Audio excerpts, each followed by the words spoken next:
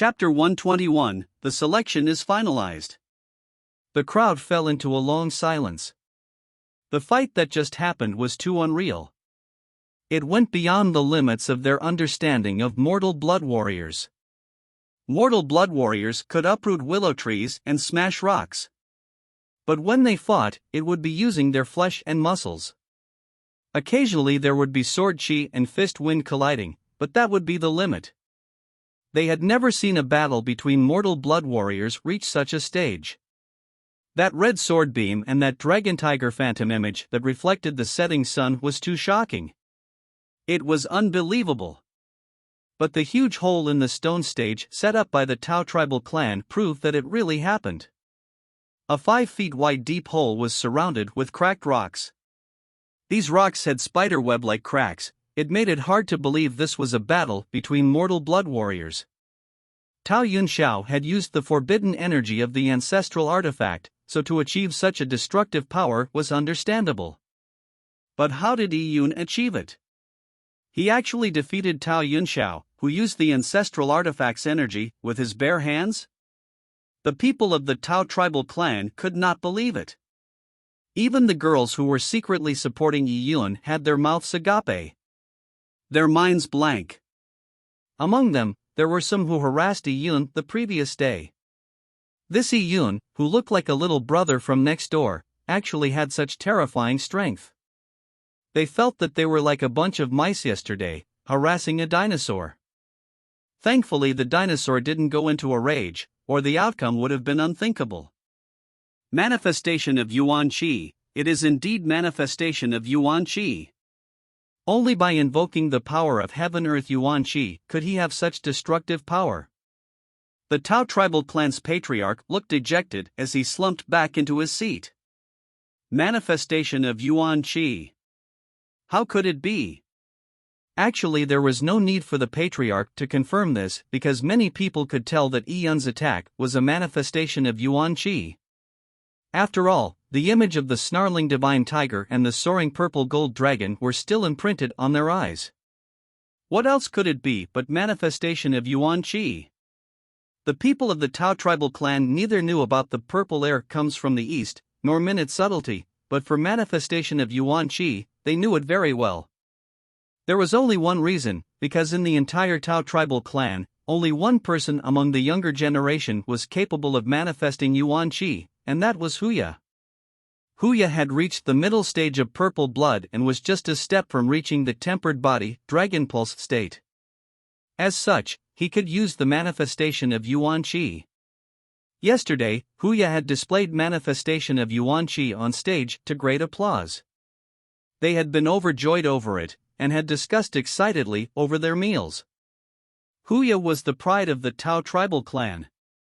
Previously, Yi Yun had risen to prominence in the preliminary and semifinal, causing the elites of the Tao tribal clan to shy away with shame. But Huya had given them back their pride. But now, Yi Yun had also reached the stage of using manifestation of Yuan Qi. How could this be possible? Isn't manifestation of Yuan Qi something only the best purple blood warriors could use?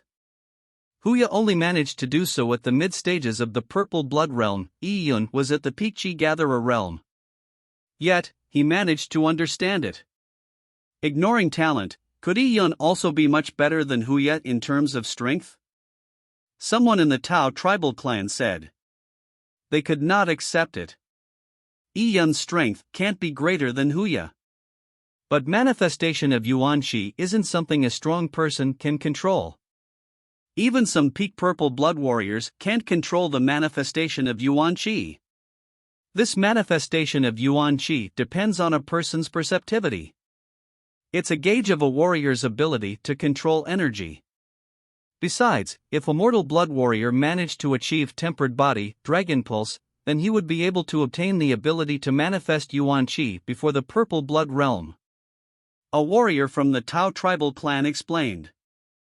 This did not resolve their doubts, but made them even more shocked. They were stunned. Tempered body, dragon pulse. Yi Yun has reached such a state? They had long since heard from the patriarch that Huya was a rare genius, not seen in the Tao tribal clan for hundreds of years. The key was that he was 18 years old, and just a step away from the tempered body, Dragon Pulse realm. Before this, in the past several hundred years of history, no one in the Tao tribal clan had reached this state. Because of that, they felt pride. They were waiting for Huya to enter this stage, bringing them out of the vast wilderness and establish a family clan in the heartlands. But now, Huya was still a step away from that state. As for Yun, he had already reached that stage at 12 years of age. How could this be possible? The people of the Tao tribal clan stared at Yun. Their expression was as if they had seen a ghost. They could not believe it, but seeing the warriors of the Tao tribal clan not have any objections and the patriarch silently agreeing, they had no choice but to believe. Yun had really reached such a stage at the age of 12. Tempered body, manifestation of Yuan Qi, and he had previously spit out purple clouds, and he had the strongest spirit. They did not dare think any further. It was a torture to compare, trash thrown out upon comparison.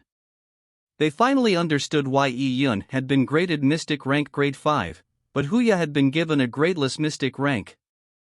It wasn't because the Jin Longwei were being unfair, but because it was the truth. Yun was much stronger than Huya. As for Tao Yunxiao, he was not even worth mentioning. He was the trash that had to be thrown out immediately upon comparison. If they took a step back, Lian Xingyu was not worth mentioning. He was incomparable to Tao Yunxiao, so when he was compared against Yun, it was like cow dung compared with a pearl. The warriors of the Lian tribal clan were petrified. Their brains lost the ability to think. Yun's last battle had caused tremendous damage to their minds. It would take them a long while before they would come to. As for Lian Xingyu, who had been crippled by Yun, he had not said a word since yesterday. But his eyes showed a deep sense of despair. This despair was 10,000 times worse than the despair he felt when he failed to break through to the purple blood realm after swallowing the desolate bone essence. Yes, Yun was not only strong, ruthless, and crushed Lian Xingyu without any further thought, he had also declared a fact to Lian Xingyu. Lian Xingyu, who had been crippled and lost all his martial arts ability, had no chance of revenge against Yun in the future. Lian Xingyu's heart died. He had used the thoughts of revenge to sustain himself. But now, there was no chance of revenge. Lian Xingyu lost the will to live. His body may still be alive, but he was no more than a living zombie. Yun wins. Zhang Tan took a deep glance at Yun. Although he had given Yun excellent reviews, he had still underestimated Yun. If he were to evaluate Yun's rank again, he would have given him a Mystic rank grade 6. The Kingdom's Selection's final mortal blood battle had ended. The outcome could be seen from a glance. Yun was still standing within the arena. But his right fist was seriously injured. After all, in the final attack, he had used Yuan Qi to wrap his fist that went against Tao Yunxiao's fighting technique, Blood Red Hell. Although he had used the manifestation of Yuan Qi, his fist was still made of flesh. That impact had wounded Yun's fist to the point where the bone could be seen. If not for his tempered body, his right fist might have split into two. Of course, Tao Yunxiao was even more injured. Not only from Yun's punch, just from the blood he wasted on feeding the female sword would prevent him from recovering in a year. Doctor, call the doctor, the Tao tribal clan's patriarch waved his hand. He closed his eyes for he could no longer bear to watch anymore. But no matter what, Tao Yunxiao was a young elite that the tribe had spent great amounts of resources on. He was one of the few who could bring the Tao tribal clan out of the vast wilderness. Even if he was hurt, they still needed to use their best medicines to treat him. The patriarch was worried. After this foray, it would become a huge blow to Tao Yunxiao. Together with the loss in blood and cultivation, would a proud person like him survive this ordeal? Would he ever rise back up because of this? The best doctor in the Tao tribal clan came with a heavy box. Within the box were several herbs produced from the Tao tribe's herb mountain. There was plenty of ginseng, knotweed, and lucidus that were all more than 100 years old. They were not stingy with it and took it all out to be used. These were expensive herbs. This was the only aspect in which they could still be condescending against Yi Yun. Their Tao tribal clan was rich in resources. Yi Yun was also hurt, but he was not treated with such good herbs. His right fist was seriously injured. His bone and tendons had been cut by the ancestral artifact. If it was a normal person, their fist would have been crippled. For warriors, it wouldn't be a problem, but it would still be troublesome to heal. The old doctor placed the box down while panting. He did not know martial arts and, compounded by his old age, he was like a candle guttering in the wind. The old doctor grabbed Tao Yunxiao's arm. He began to feel Tao Yunxiao's pulse and soon, his face full of wrinkles, frowned. Tao Yunxiao's pulse was terrible. The old doctor felt that the possibility for him to heal Tao Yunxiao was nearly zero. Zheng Tan waved his hand, indicating the doctors from the Jin Longwei to help. The Jin Longwei had several life-saving drugs. But it could only prevent death. It could not replenish the shortfall of blood. In fact, drugs that could replenish blood were priceless. It was more expensive than several desolate bone relics. Even if the Jin Longwei had such a drug, they would not use it on a contestant at the kingdom's selection. So what the Jin Longwei doctor took out were just normal medicines. Whether it was Yi Yun or Tao Yunxiao, they were just injured with no threat to their lives, hence the Jin Longwei doctors were not in a hurry. Suddenly, people heard the sound of soft clothes fluttering in the wind. When they raised their heads, they saw a girl in white floating down from the airship. Chapter 122, Tao Yunxiao Vomits Blood 2.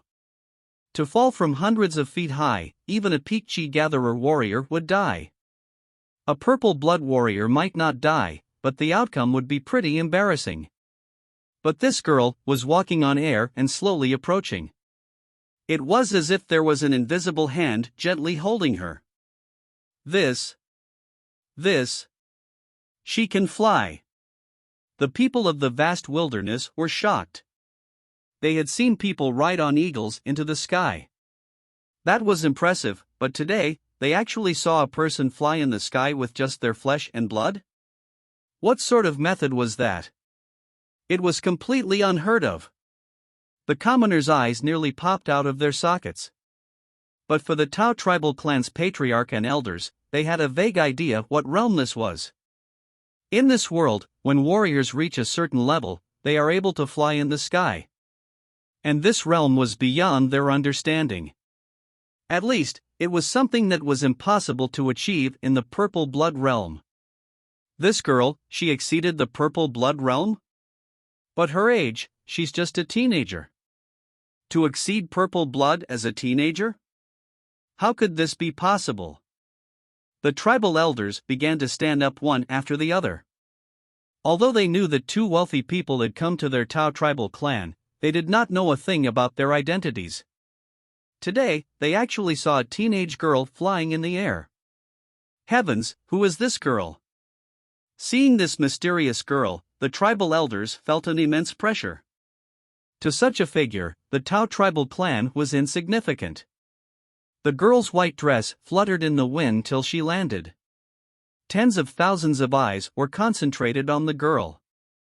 They were extremely shocked. These few days, they had been shocked too many times. First it was Yi Yun who had risen in prominence, overshadowing all the geniuses in the Tao tribal clan. Next was this girl who was just a teenager, yet she could fly. The slim girl stood there gracefully, like a fairy that fell from the sky. She had a veil across her face, concealing her appearance.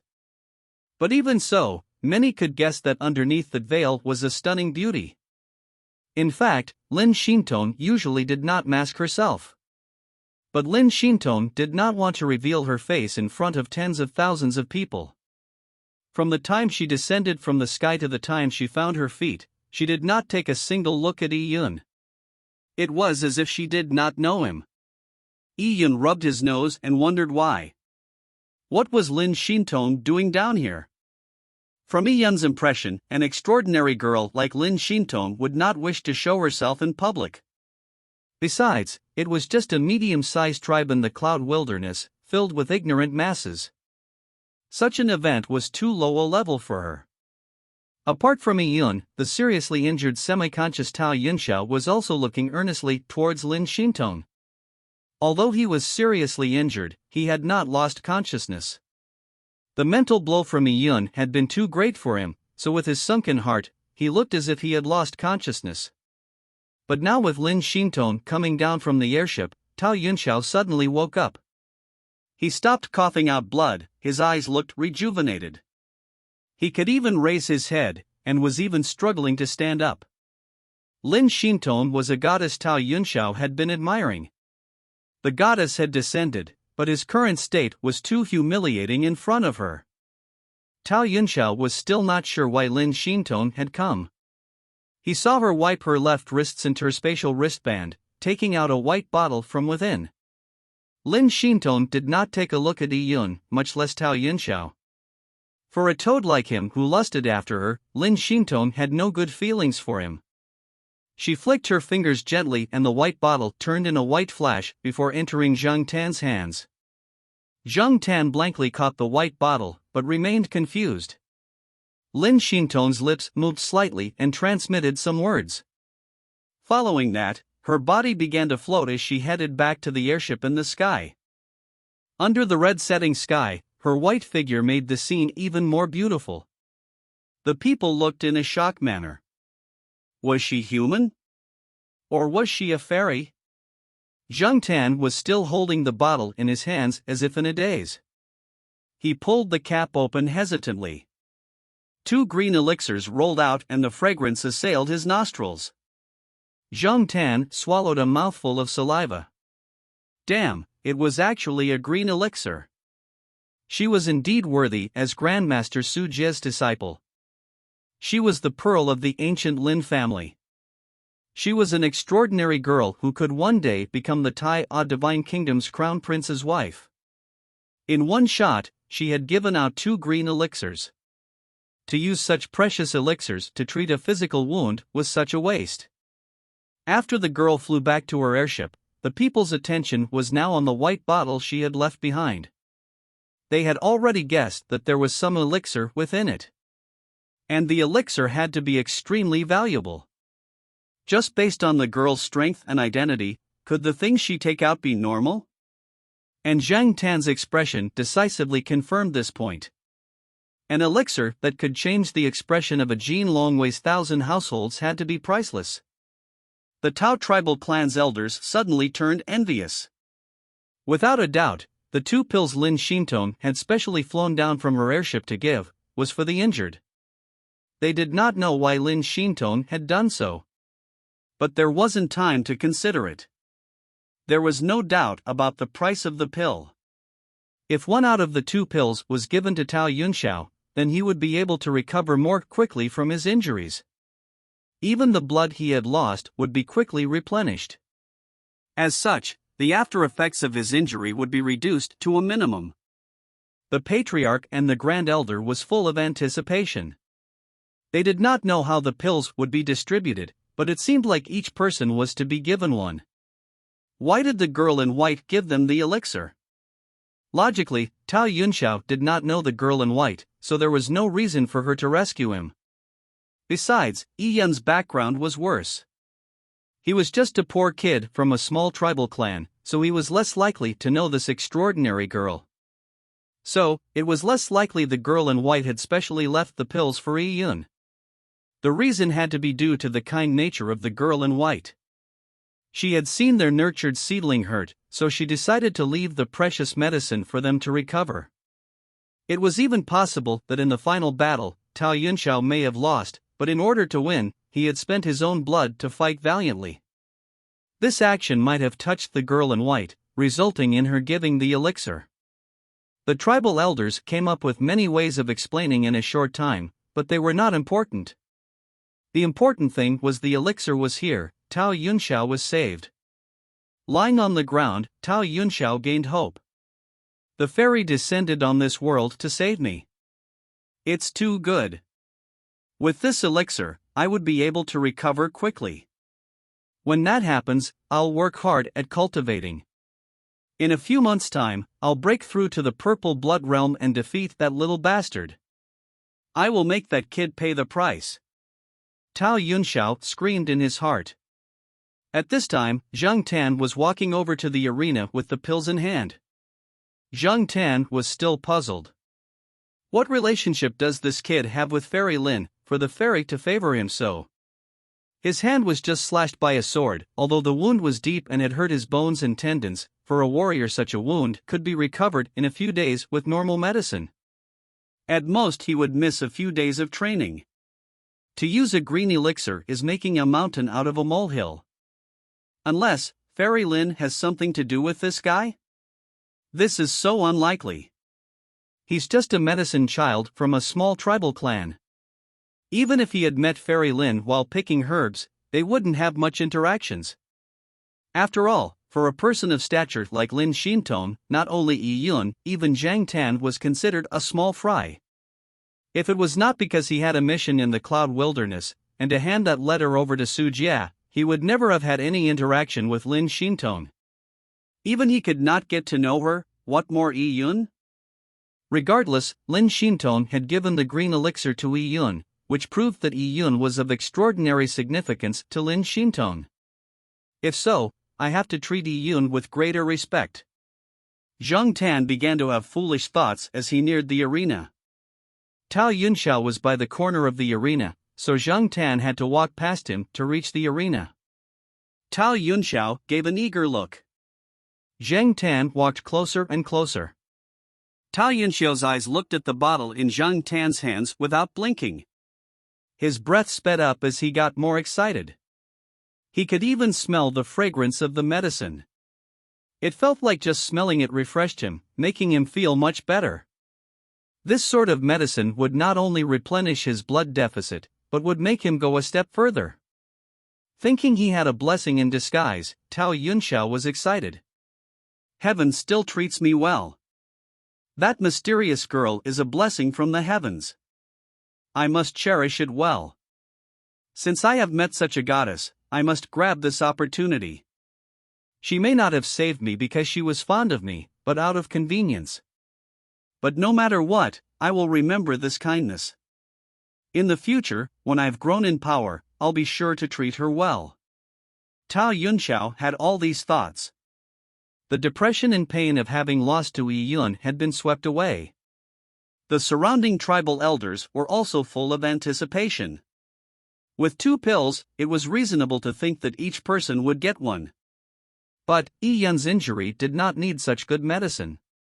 But Tao Yunxiao, his injuries were more severe and he had expended his blood. Those 2 pills should be used on Tao Yunxiao. As for Yi Yun, the Jin Longwei's normal medicine would do.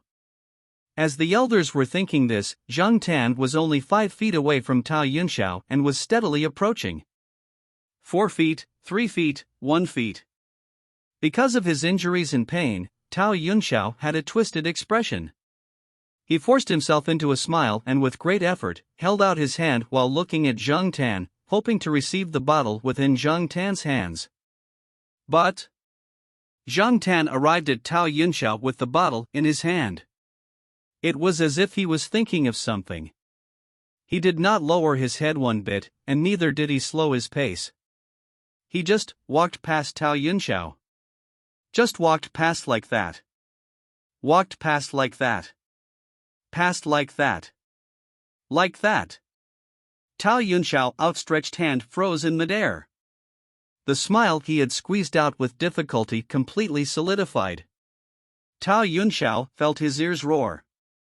At that moment, it felt like 100 people had stuck their feet forward, and with 100 shoes, mercilessly stepped on his face. All his blood surged to his face. He was already severely injured and his condition was in trouble. Now, from the shaman anger, his vessels had enlarged, causing him to nearly faint. But Tao Yunxiao still had hope that Zhang Tan was just giving 1 pill to Yi Yun, and would hand him the other pill when he came back. He endured his anger and looked at Zhang Tan's back. This is going too far. Just because Yi Yun has a great future ahead, you treat him better by giving the pill to him first? The surrounding tribal elders all had terrible expressions on their faces. When Zhang Tan had completely disregarded Tao Yunxiao by walking past him, they felt like they had been slapped in the face hard. They realized that things were not going as they had thought. Could those 2 pills be for Yi Yun? What's that? He just has a superficial wound, why would he need such precious medicine? Many tribal elders and people of the Tao tribal clan, including Tao Yunxiao, watched helplessly as Zhang Tan walked to Yi Yun's side. He then handed both pills to Yi Yun. The originally stern and unsmiling Zhang Tan suddenly showed a friendly smile.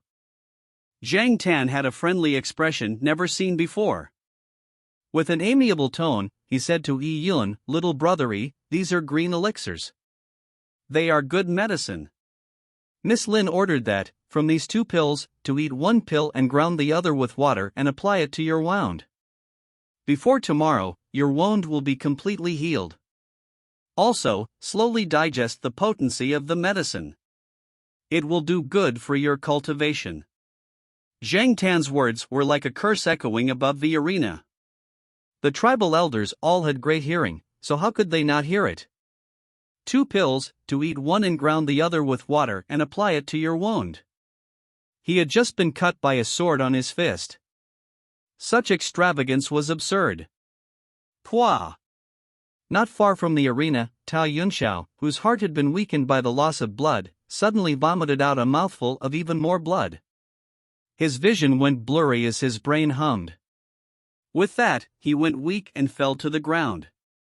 The heavy medicine box filled with lucidum and knotweed was knocked over by Tao Yunxiao. All sorts of 100-year-old herbs scattered to the ground. In Tao Yunxiao's mind, he could only think of Lin Xintong's beautiful figure as she slowly flew down from the airship. This time, Tao Yunxiao really fainted. He had hurt his heart due to his anger and fainted. The injury due to the loss of blood became even worse. Chapter 123, First in Mortal Blood. Yun Xiao. The Tao tribal clan's elders panicked and quickly left the Tao tribal clan's doctor to treat Tao Yunxiao. But the medical facilities of the vast wilderness were limited. What could these quacks do for serious injuries that were a result of anger or the loss of blood? They could only brew good herbs to be used. 100-year-old ginseng or lucidum were very good for a low-level warrior, but for a mortal blood 5th-stage warrior, their effects were greatly reduced. The members of the Lian tribal clan's warrior preparation camp looked at the fainted Tao Yunxiao and the busy tribal elders with pity. Thinking back, when their master Lian Xingyu had failed to break through to the purple blood realm, he had vomited blood. This was still fresh on their minds. The scene was so similar to the current scene of Tao Yunxiao vomiting blood. But their master, Lian Xingyu, was even worse off now. He had not said a single word since yesterday. He was probably crippled. Thinking of this, the few members of the Lian tribal clan's warrior preparation camp looked at Yi Yun with fear. This 12-year-old youth was a terrifying demon.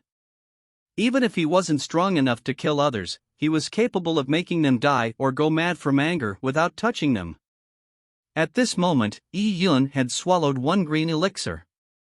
Nothing special was needed to be done when eating green elixirs, just chew and swallow. The round green pill just melted in his mouth.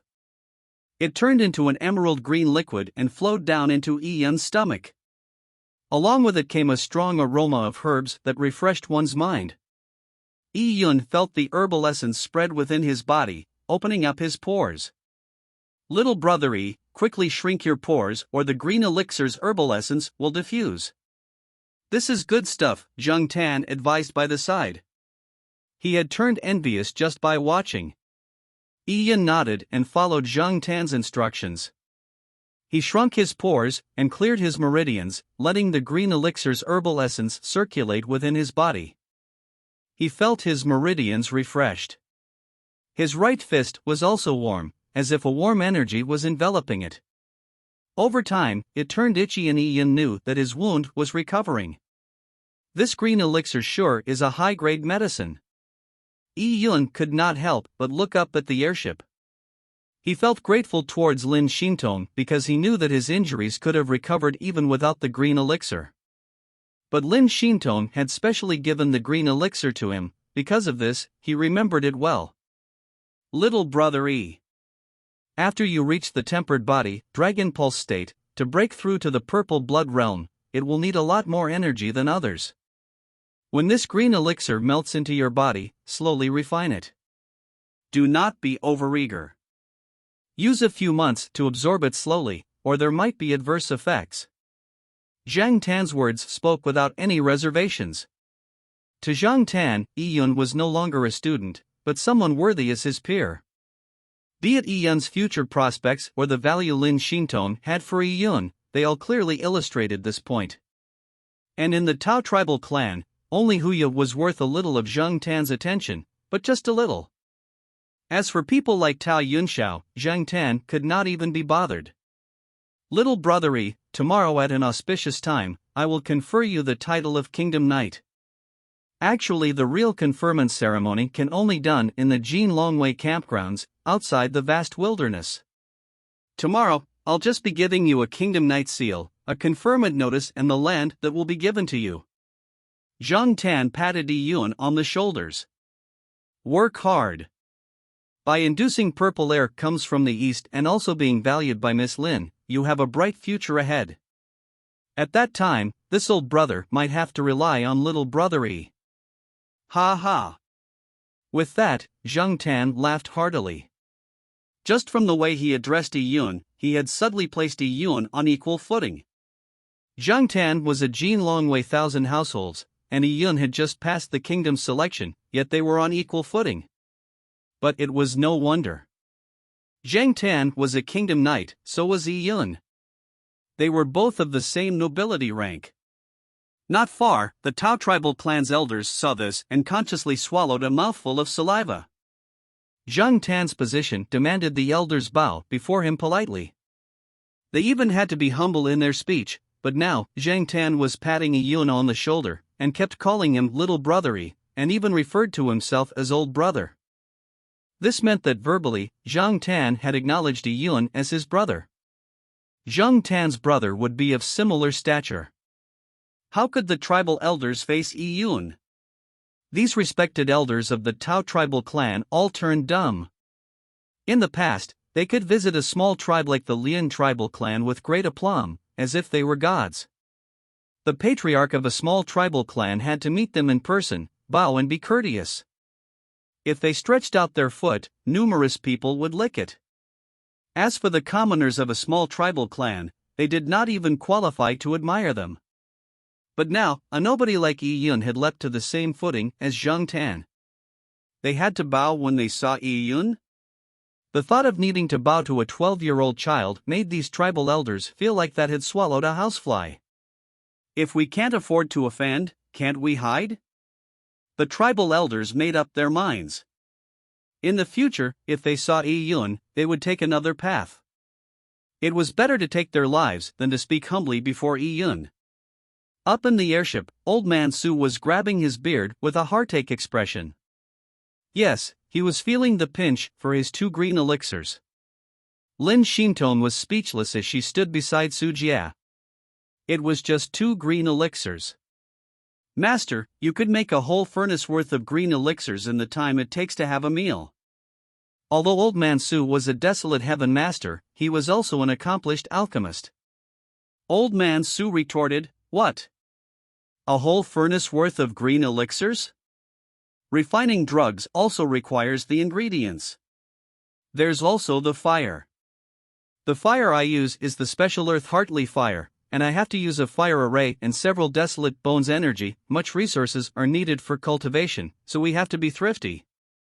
That damn brat, he was only cut in the hand and would be fine using the Jin Longwei's medicine. It's such a waste using the green elixir."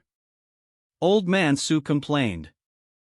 From the time they met, Old Man Su had been messing with Yi Yun. Lin Xintong was between tears and laughter, and simply remained silent. "Xintong, that old fellow Marquis Wen Yun has finished setting up the array. I will be leaving tomorrow to assist Marquis Wen Yun in opening up that ancient array. That ancient mystic realm is fraught with dangers. I can't take you there, so you will be alone for a few days. You must be extra careful. If you encounter any danger, use the protective charm I gave you. Old Man Su exhorted repeatedly as Lin Xintong nodded. Master, you can be at ease. I shall now announce that Yi Yun is first in the kingdom's selection mortal blood realm. He will be a Jin Longwei elite, and conferred the title of Kingdom Knight. On stage, Zheng Tan announced Yi Yun's results to tens of thousands of people. As for Tao Yunxiao, he was carried away by the tribal elders. The surrounding audience had indescribable feelings. As people of the Tao tribal clan, they had always been proud. In an area spanning thousands of miles, they were the absolute kings, but now, their pride had been shattered by Zheng Tan's words. Little brother Yi, the Jin Longwei is carrying out a mission in the Cloud Wilderness. We will be staying for a while, so we won't be able to bring you to the Jin Longwei campgrounds in the Central Plains to confer you your title temporarily. You can accompany my Jin Longwei army and spend some time in the vast wilderness. I will follow the plans of Lord Thousand Households, Yi Yun said without any objections. Zheng Tan nodded. In the end, he had never asked the relationship Yi Yun had with Lin Xintong. For figures like Lin Xintong, Zheng Tan knew that he shouldn't delve into things he shouldn't. Even the matter of Lin Xintong giving pills to Yi Yun would be played down by him. He would not mention it again since Lin Xintong's message had only been for Zheng Tan's ears. Zheng Tan had a faint idea that Lin Xintong did not want many to know about it. So Zheng Tan decided to simply say Lin Xintong had given those elixirs on a whim. He had taken things into his own hands by giving them to Yi Yun. Zheng Tan faintly knew that the powers behind Lin Xintong were complex. It even concerned the upper echelon of the kingdom.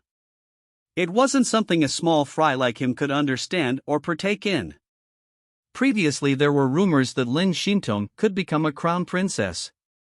No matter if the rumors were true, it was better to err on the side of caution, so Zheng Tan would not gossip about Lin Xintong's relations with other people.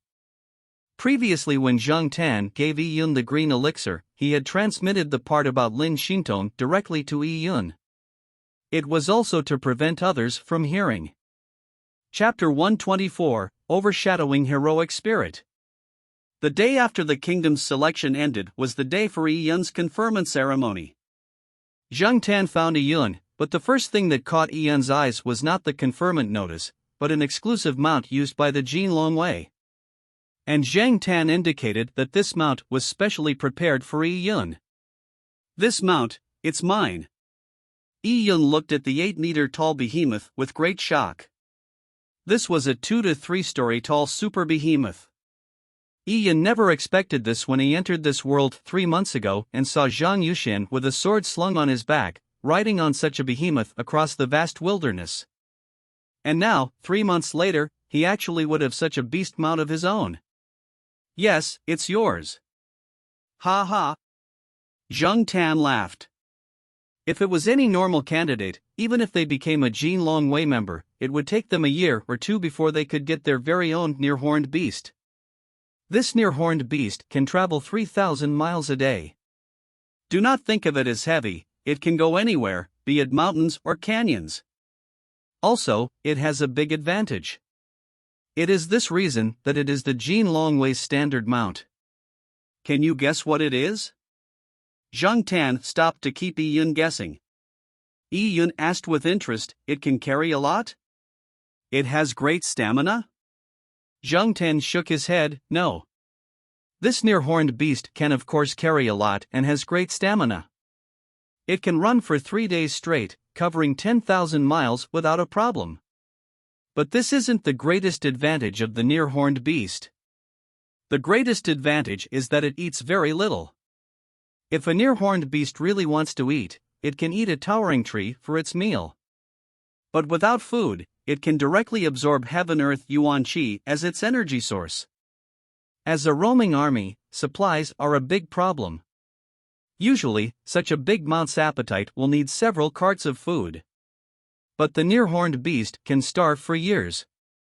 This is the critical point. directly absorb heaven earth yuan qi? Yi Yun was stunned but quickly understood. Yes, in this world, there were all sorts of treasures. There were also desolate and fierce beasts. They could absorb the essence of the surroundings and expirate the heaven earth yuan qi from birth. Humans had to cultivate to reach such a state. Humans and beasts had their own advantages. A large mount that did not need food was a great help to traverse the vast wilderness. Yi Yun was very pleased with his mount. He leaped and landed onto the near-horned beast's wide back. The near-horned beast seemed to have some wisdom and did not resist Yi Yun as its new owner. This mount was too cool. Thank you, Lord Thousand Households. Yi Yun disembarked his mount and bowed. Haha, little brother Yi, just call me older brother Zhang from now on. The Jin Longwei will be staying in the Tao tribal clan for some time. Stay for a few more days and cultivate. Hearing Zhang Tan's words, Yi Yun hesitated slightly before saying, "It's like this. I would love to stay here for a few days to cultivate, but I have an elder sister back in the Lian tribal clan. Because of some reasons, she had to hide in the mountains. Before I left sufficient food for her. But she's a weak girl, so I am worried that she has stayed in the mountains for too long a time. And my relationship with my sister is very good. She hasn't heard from me these few days, and will probably worry and maybe miss. Also, I still have benefactors in the Lian tribal clan. Because of a lack of food, they aren't having a good time, so I cannot put my mind at ease." Because he did not bring Jiang Xiao with him, he was unable to be at ease. Although the back mountains of the Lian tribal clan did not have any beasts, it was a place where rabbits were even hard to find. He could not afford a single mishap. Zhang Tan laughed. Looks like little brothery is sentimental at heart. Since you said so, then all right. In the next few days, some of my brothers will be coming to the Cloud Wilderness as reinforcements. General Yan has also ordered us to station troops around the surrounding tribes. We are still considered quite free for now. I'll send some brothers with you to bring you back to the Lian tribal clan.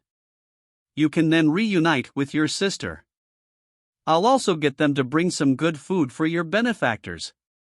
In addition, you will need some followers at your new territory. The Jin Longwei will help you bring them there." Zhang Tan did as he said. With a wave of a hand, he let his subordinates do the preparations. Yi Yun was pleased hearing that. The Jin Longwei would bring food, allowing his sister and all his benefactors to go through this difficult period. With his most pressing needs resolved, Yi Yun could also hunt on his own. Due to Lian Xingyu having overdrafted the Lian tribal clan's food and resources, the people of the Lian tribal clan were already struggling. Some of them were even forced to eat guanyin clay to stave off their hunger. "Thank you, older brother Zhang." Yi Yun was not pretentious. Since Zhang Tan had said so, he casually called him so. Ha ha. Zhang Tan laughed heartily and patted Yi Yun on his shoulders. "Little brothery, as soldiers, we work hard to make contributions in the future in order to be conferred high ranks. You have a bright future ahead. If you were to become wealthy in the future, your sister will also be conferred, and might even become a princess or something. Come, old brother will choose a set of clothes for you." Yi Yun was to be conferred as a kingdom knight today. Although it was the preliminary ceremony, he had to be well dressed and not be dressed in his shabby linen clothes. Yi Yun's residence had already changed to the Jin Longwei's camp, where the living conditions were good. Yi Yun took a comfortable hot bath. He took off his linen clothes and changed into the new Jin Longwei clothes. During celebratory ceremonies, the Jin Longwei would wear special ceremonial clothes. As for kingdom knights, they could wear a flying fish robe. The flying fish robe was white in color. Across the chest was an embroidered golden flying fish. It was exquisitely sewn using rich brocade.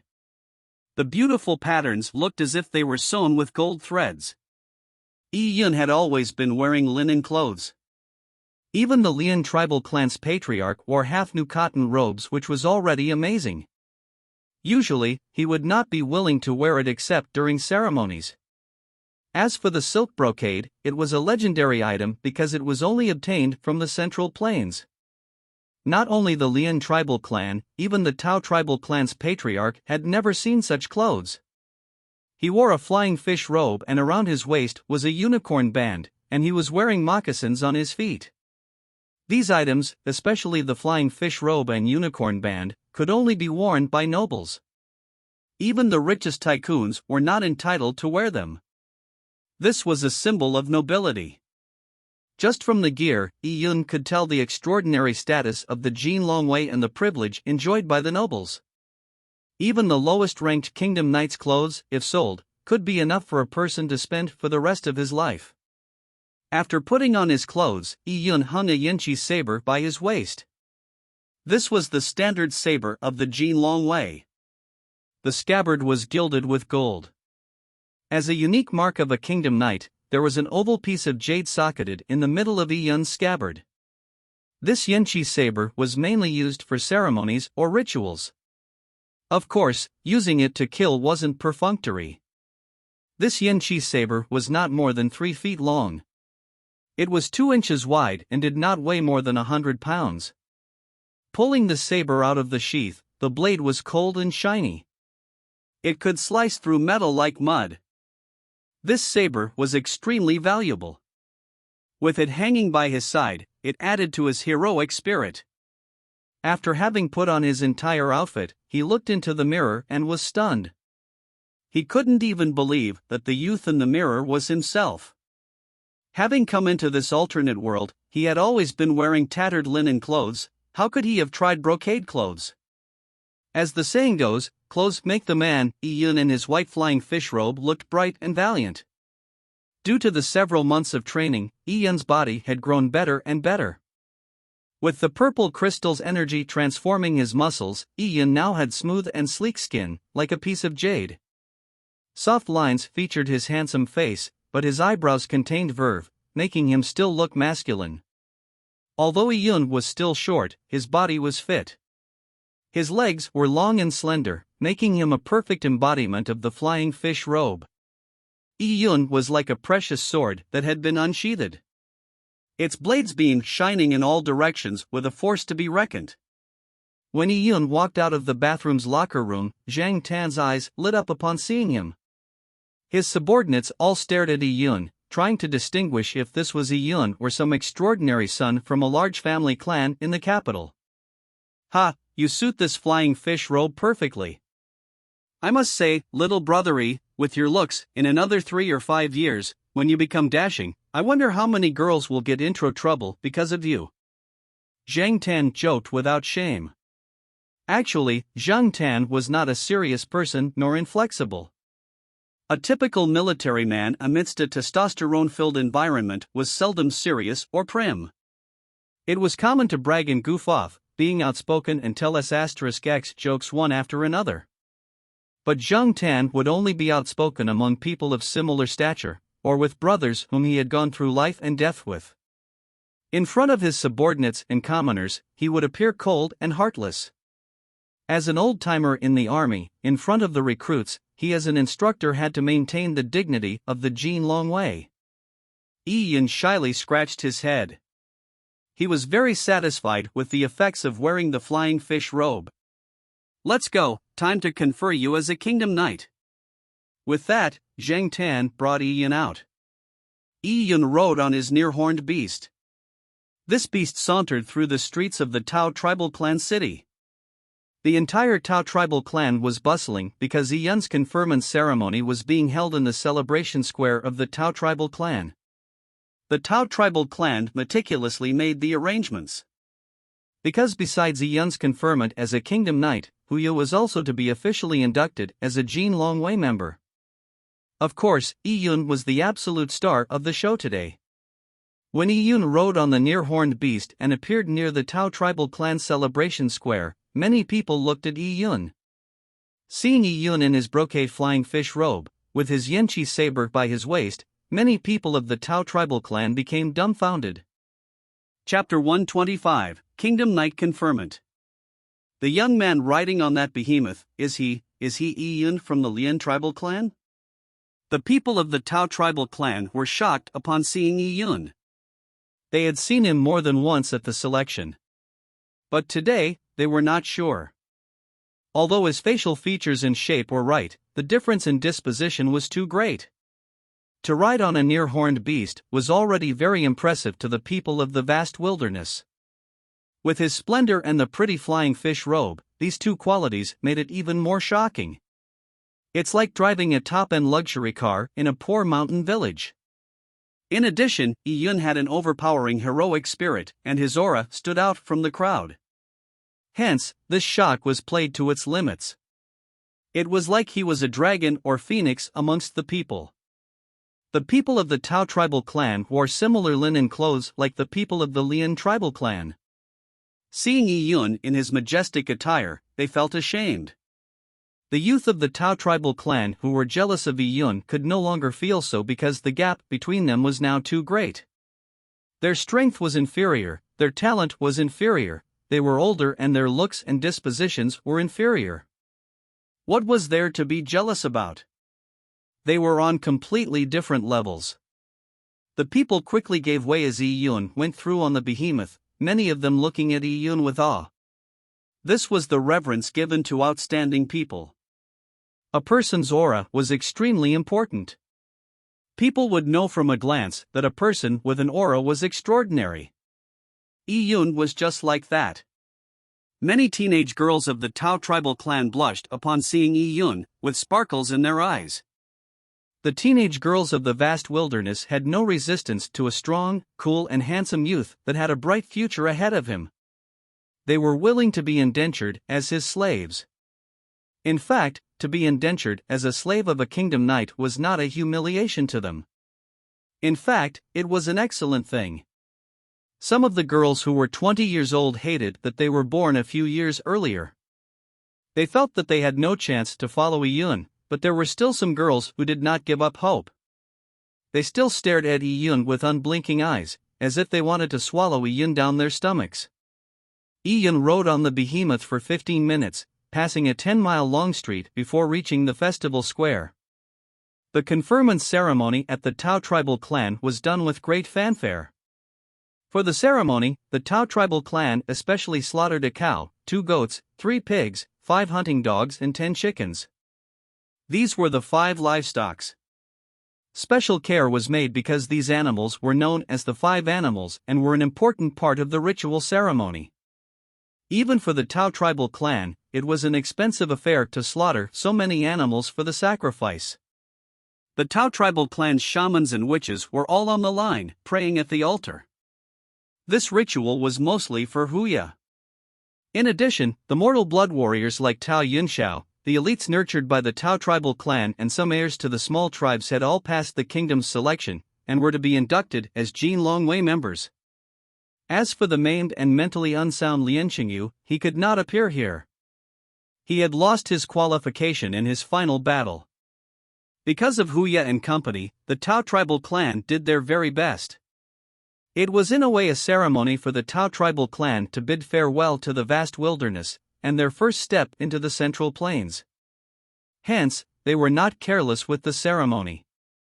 The Tao tribal clan had at least 100,000 people, so the people gathered at the festival square made it very packed. These people were paying attention to the conferment ceremony. The youths and young men who could stand on that stage were all enviable. Actually, the people furthest in the back could not see a thing, but they were not willing to leave. Just by standing there, it was a form of witnessing a historic moment. Of all the participants that passed the selection, only Yi Yun was qualified to ride the near-horned beast. After Huya and company received their Jin Longwei's appointment letters, Yi Yun also received a brocade letter that symbolized his status as a kingdom knight. This brocade letter was a scroll half a foot long. The scroll was made up of silk. Silk ribbons accompanied it, and the 2 ends of the scroll were blocks made of sandalwood. The sandalwood was heavy, but the carving was exquisite. This brocade letter also symbolized his superior identity within the Jin Longwei. In addition, as a Jin Longwei elite, Yi Yun received a jade pendant. This jade pendant was in the form of a flying fish. Only Jin Longwei elites were given it. The jade was greenish-white, and the dragonfish drawn on it looked like it was alive. Hanging it by the waist, it gave the finishing touches. Suddenly, Yi Yun looked like a carefully sculpted piece of jade, giving off a dazzling luster. Not only did he reveal his heroic spirit, he also had a great air of nobility. No one would have doubted that Yi Yun was an heir of a big family clan. With the brocade letter in hand and a flying fish jade pendant by his waist, Yi Yun stood in the center of the square. Yi Yun was filled with emotion as tens of thousands of people looked at him with admiration. It was no wonder numerous elites of the vast wilderness dreamed of obtaining the status as a kingdom knight. Such glory would have been the peak of their lives. But Yi Yun felt this was not his peak, and just the beginning of his life. He did not indulge in the glory he had received by being conferred a kingdom knight. He knew that his current achievement was nothing. The Taiya Divine Kingdom was not the entire world.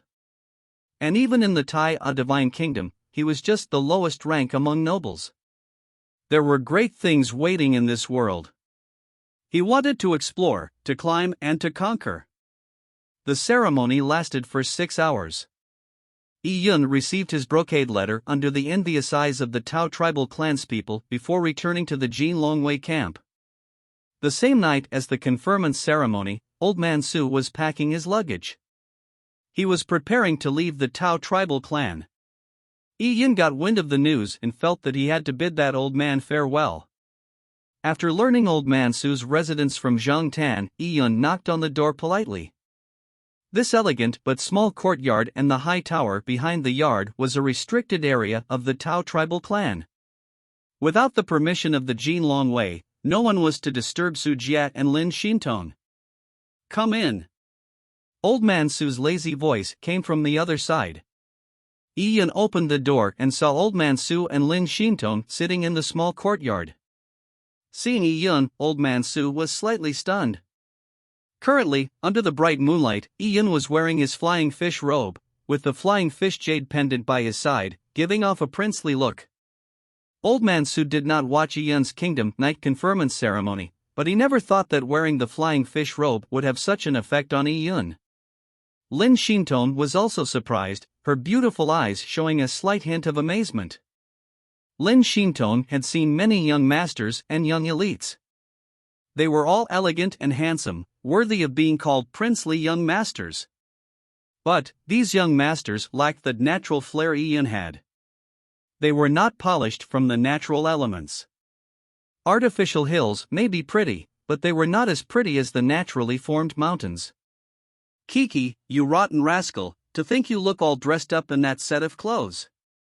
Old Man Su gave a rare bit of praise. Yi Yun rolled his eyes and could not be bothered to wrangle with Old Man Su. He just explained his reason for being here, which was to bid Old Man Su farewell. Yi Yun did not know where Old Man Su was going, but he could guess that Old Man Su was going to do something dangerous. This was because Yi Yun noticed whenever the destination of Old Man Su was mentioned, Lin Xintong would show worry in her beautiful eyes. But the old man would just laugh and joke, as if he wasn't worried about the trip. Old Man Su exhorted Lin Xintong to be careful after he left. He showed her care in every possible way. But Old Man Su did not show any favoritism. After exhorting Lin Xintong, he remembered Yi Yun. He patted Yi Yun on the shoulder and spoke a few words of encouragement to Yi Yun. Such as, to be first in the selection may be quite good, but it's just a selection with a rotten level of quality. I say, you actually hurt your hand defeating a retard like Tao Yunxiao? And so what if you injured your hand? Why did you waste 2 of my green elixirs? It was such a waste of a treasure. I never expected you to be conferred a kingdom knight. It's not bad to become a noble. As for this kingdom knight title, in the capital of the Taiya Divine Kingdom, just throwing a rock on the street will hit a dozen. Although you aren't that great in quality, but you sure have some good luck, and formed purple air comes from the east that will barely do. Old Man Su's words made Yi Yun speechless. This old man was so wicked. It was like he couldn't say anything that didn't cause harm. But he knew the old man was leaving for a dangerous task, so he did not wrangle with him. He just listened to what the old man had to say, letting it go in one ear and out the other. When the moon was at its peak, Old Man Su finally left. He was in a white robe, riding on a little red horse of unknown origin. Old Man Su swore that the little red horse was a Qilin breed, but no matter how Yun looked at it, the little red horse looked too funny. Especially with Old Man Su's fat ass sitting on it, the little red horse was almost swallowed by Old Man Su's ass. Seeing Old Man Su's round figure and his fat belly resting on the horse's neck, Yun could only feel embarrassed and depressed. "Go!" Old Man Su shouted, and the little red horse began galloping. Yun really wondered if that mini pony could withstand Old Man Su's weight. Under the moonlight, Old Man Su and his horse traveled towards the vast wilderness. Looking from afar, Yun felt that this scene would have meant more if Old Man Su wasn't that fat. On the plains, Old Man Su was singing a somewhat tragic song.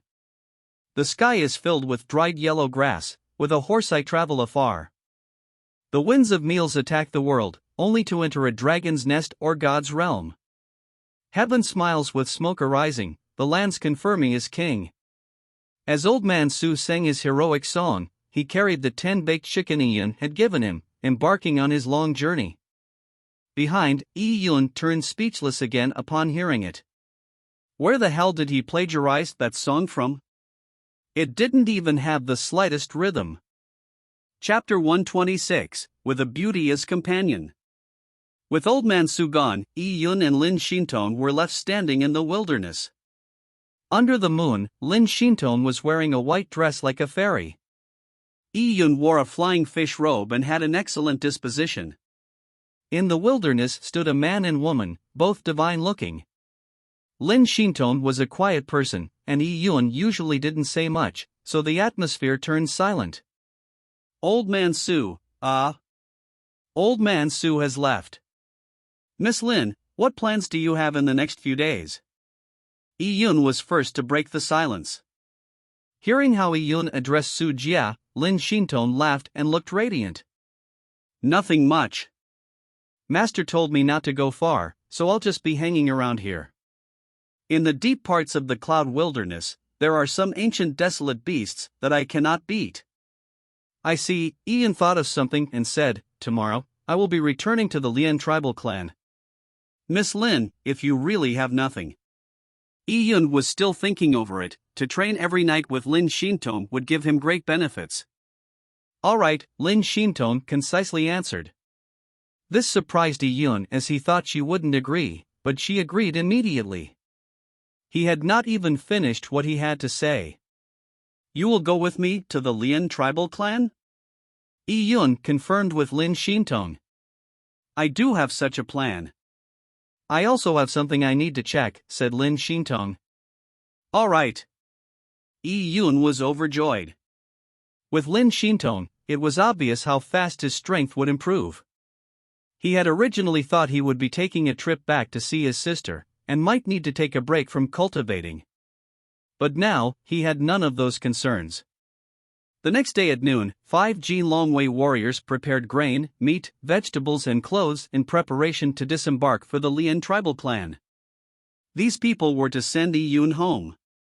To traverse the vast wilderness, one needed to be at the purple blood realm, and optimally at the middle or late stages of purple blood. Although Yun was strong, for him to travel alone in the vast wilderness was a worry for Zhang Tan. Yun rode a near-horned beast by himself. It was his own mount. Together with 5 other Longwei warriors, a team of 6 near-horned beasts was great in strength. When Yun finished packing his things, the members of the Lian tribal clan warrior preparation camp sneakily came and stood nearby. Seeing the 6 behemoths, they lamented. These members of the warrior preparation camp had come to the Tao tribal clan for the kingdom's selection. Eventually they had to return to the Lian tribal clan, because the Tao tribal clan would never allow them to be freeloaders. The Longwei would send the unsuccessful candidates from small tribal clans back, but they would only do it once, not again and again. Clearly, if the members of the Lian tribal clan warrior preparation camp did not join the team, they could forget about going back, since the Jin Long Wei would not specially send them back. A few men from the warrior preparation camp looked at each other bitterly. It was impossible to stay behind in the Tao tribal clan, but how were they to explain things when they returned to the Lian tribal clan? They were too humiliated to go back. Also, to hitchhike, they needed to ask the master, Yi Yun, for permission. They had previously followed Lian Xingyu's lead by taunting and jeering at Yi Yun, but now, they had to beg Yi Yun. Thinking about it made them distraught. If Yi Yun wanted to make things difficult for them and purposely chose not to bring them along, then they would have to run their own course. We're dead, we're dead. We have no way out. Let's put the matter of returning aside first. Even if we returned, with young Master Lian beaten to this state, how are we to explain it to the patriarch? A man said with a bitter face. Are you an idiot? Said an older man as he slapped him. Don't you know, things have changed. In the future, Yi Yun is our new boss. Let's rush to kowtow to young Master Yi and beg for his forgiveness. Acknowledging a new master is of utmost importance. When this clever man said these words, the surround few got confused. Neither do we have strength, nor are we beauties. Even if we were to kowtow and beg for forgiveness, it would be useless. Coming to the Tao tribal clan, they had seen all sorts of experts, and they had realized Yi Yun's amazing power. These men of the warrior preparation camp finally realized their so-called strength was a pile of sh*t compared to Yi Yun. We also have to make a stand. In the future, we will man the fields and work hard. At least we will have a way to live. If not, young Master Yi can easily squeeze us to death like bugs. The smart man sighed with emotion. He understood that the days of sucking up were gone. No matter how much they fawned over Yi Yun, he would not bother with them. But at least by doing so, they would still live. Then what about young Master Lian? A dumb man weakly asked. Young Master Lian? K him, he's a useless young master now. Lian Xingyu, this grandson of a turtle has caused so much harm to me. Upon mentioning Lian Xingyu, this man became angry. If it wasn't for Lian Xingyu, he would not have been so irreconcilable with Yi Yun. After all kinds of discussion, the men of the warrior preparation camp decided to recognize Yi Yun as their master. They plucked their courage and while dragging Lian Xingyu, pushed each other towards Yi Yun. Splash! The 8 members of the warrior preparation camp knelt down on the ground. With Yi Yun's current status, kneeling before him was taken for granted. Young Master Yi, please be benevolent and forgive little us. Young Master Yi, little me failed to recognize a great person. Little me deserves to die. Young Master Yi, little me shall be your slave in the future. If you want little me to go east, little me will never dare go west. If you wanted little me to catch a dog, little me will never dare catch a chicken. The few men from the warrior preparation camp showed their regretful faces that were filled with grief, and slapped their faces with their big hands. Pa! Pa! Pa! Pa! Pa! Pa! As a display of good faith, a few men slapped themselves even louder. Seeing the members of the warrior preparation camp and their servitude look, Yi Yun could not be bothered with them. They irked him. Yi Yun was done packing his items and remained speechless. With Yi Yun not showing any reaction, some of the slaves thought they did not show enough sincerity in slapping themselves, so they slapped themselves even harder. Pa! Pa! Pa! Pa! Pa! Pa! A few of their faces were slapped swollen. Yi Yun got frustrated listening to it. What are you doing? May young Master Yi show mercy, a man said as he slapped himself. May young Master Yi bring little us home. Yi Yun impatiently said, just following would do. Although these people were bullies, they had never done any evil, so Yi Yun would not do anything to do them. Thank you, young Master Yi. A few of the slaves were grateful. A man thought and hesitantly asked, Then what about the treacherous Lian Xingyu? Bring him along, Yi Yun answered casually. Lien Xingyu was already crippled. The serious crimes he had committed, hence causing all the deaths, was to be dealt with by the people of the Lien tribal clan when he was brought back to the tribe. Alright, let's bring the grandson of a turtle back. When we return to the tribe, young Master Yi will deal with him. The man was smart, so the few members of the warrior preparation camp dragged the half-dead Lien Xingyu over. Lien Xingyu's eyes were dull. Being dragged by the men along the ground made his face stained with dirt. After that, two men threw Lien Xingyu into a basket on the back of the near-horned beast as if they were throwing a dead dog. They did not care if Lien Xingyu was comfortable. King Chicken sure caused me harm. A man stepped on Lien Xingyu's face to vent his anger. Yi Yun saw this at the corner of his eye and had mixed feelings. Days ago, Lien Xingyu was the master, but days later he was a prisoner. The vast wilderness was cruel. The strong were honored and the weak, even survival was a luxury. The behemoth team set off. The 6 beasts ran about the Tao tribal clan. They galloped all the way, stirring dust in their wake. Yi Yun wistfully looked back and seemed to see a white-clothed figure in a loft far in the distance, looking at him with a smile. Lin Xintong naturally did not go with Yi Yun. In fact, none of the Jin Longwei members knew that Lin Xintong would follow Yi Yun to the Lien tribal clan. Chapter 127, Young Master Lien is back? The clouds moved as the sun rose and set. In a blink of an eye, a few days had passed. While Yi Yun and company were on their way, the people in the Lien tribal clan had a tough time. The Lien tribal clan was really poor now. Even the ruling class of the Lien tribal clan, like the tribal elders, had almost no more rice in their houses. Over the past few years, Lien Xingyu had emptied out the Lien tribal clan. Especially in the last few months, he went even further. Currently, the Lien tribal clan had slaughtered all of their livestock and used up all of their grains. But, even as the entire village was starving, they still had hope. They were eagerly waiting for Lien Xingyu's return. They were hoping that he would bring them good news that would excite them. At this time, in the few pieces of farmland the Lien tribal clan had, a few men were doing farm work.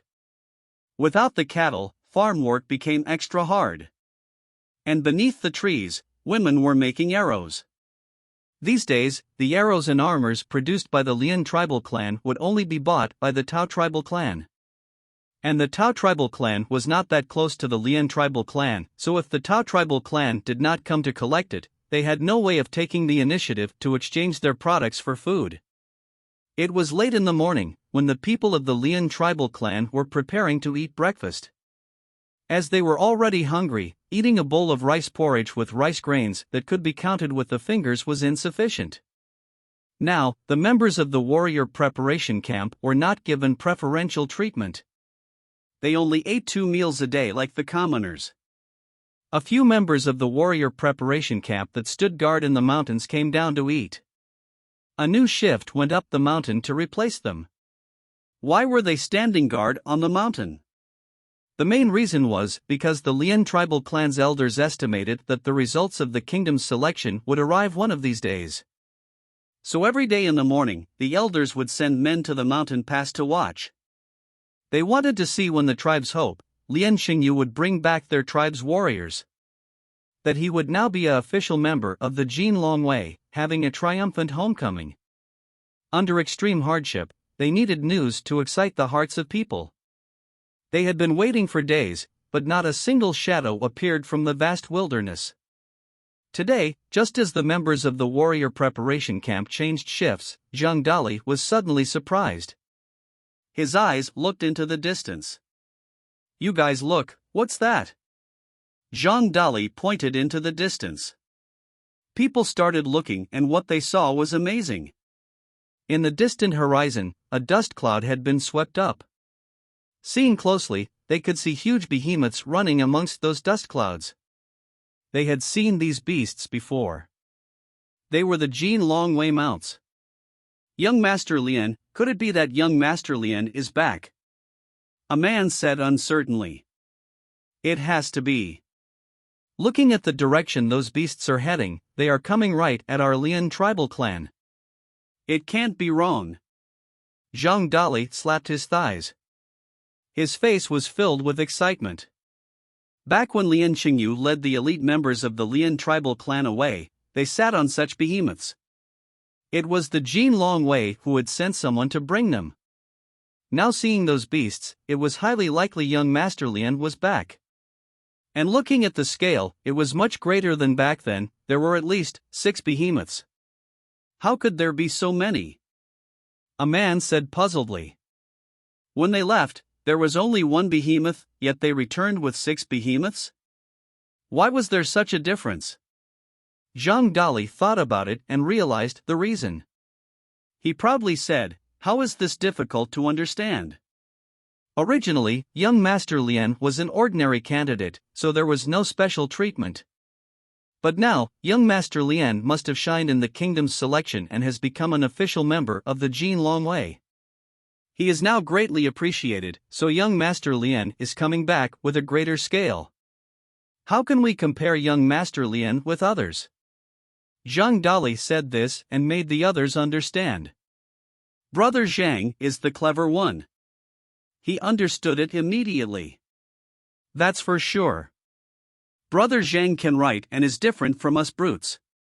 Another small-sized man sucked up. Zhang Dali could write. He could write his name, the main reason being, his name had fewer strokes. Let's go, let's report the good news. Zhang Dali waved his hand and the group of men ran towards the village happily. They were originally very hungry, but with Lian Qingyu back, they were no longer hungry and ran with great haste. At this time, back in the Lian tribal clan's patriarch's courtyard, the patriarch was smoking using a pipe. Actually, this pipe no longer had any more tobacco. In the vast wilderness, tobacco was expensive and the patriarch had almost finished smoking his stash. So for the past few days, he had used a tiny bit of tobacco, and with a few puffs it would be gone. Even if it ran out, the patriarch carried on smoking. It seemed like it had turned into a habit. Second brother, you say, it's been over 10 days. There should be some news from Qingyu, the patriarch said to the old man not far from him. These words had been said by the patriarch numerous times in the past few days. This old man wore a half-new cotton robe. As he drank bitter tea made out of tea leaves foam, he said without much thought, "It should be one of these days." As the 2 old men spoke, with a bang, the door to the patriarch's courtyard slammed open. The old man drinking tea jumped in fright. He nearly knocked over his precious teacups. After all, it was hard to find a set of porcelain cups in the Lian tribal clan. They were about to rage when they saw it was Zhang Dali and several men from the warrior preparation camp. These people were those they had sent to man the mountain post. As such, the tea-drinking old man didn't say a word and just stared at Zhang Dali with heavy breaths. He was vaguely felt there was a chance for him to be excited. He's here. He's here. Zhang Dali said incoherently, 6. 6. Zhang Dali gestured his 6 fingers and the 2 old men were shocked upon hearing it. What the hell? 6 behemoths. The kind the Jin Longwei rides. Behind Zhang Dali was a panting member of the warrior preparation camp who explained. He had followed Zhang Dali all the way down, so he was panting heavily. Yes. I was the first to discover it. Although Zhang Dali was out of breath, he did not forget to take credit. So many behemoths heading to our village. For sure. For sure it's young Master Lian, panted Zhang Dali. Seeing the old man with a cup of tea in hand, he grabbed it without any propriety and drank it dry. This was because he was excited. Usually he would never have the courage to do so. Young Master Lian must have become a Jin Longwei member, maybe even an elite. Why else would the Jin Longwei send so many behemoths to send him back? Zhang Dali explained his own reasoning. Lian Qingyu must have obtained great results. If he had been unsuccessful, the Jin Longwei would have been kind even if they sent just a single person to bring him back. They might not even be bothered to send him back. At that point, Lian Xingyu would have to stay in the Tao tribal clan. He would then have to wait for the Tao tribal clan's purple blood warriors to come to the Lian tribal clan to do the exchange before he could come back. By understanding this, the patriarch turned radiant. His beard began to shake with excitement. Great! Great!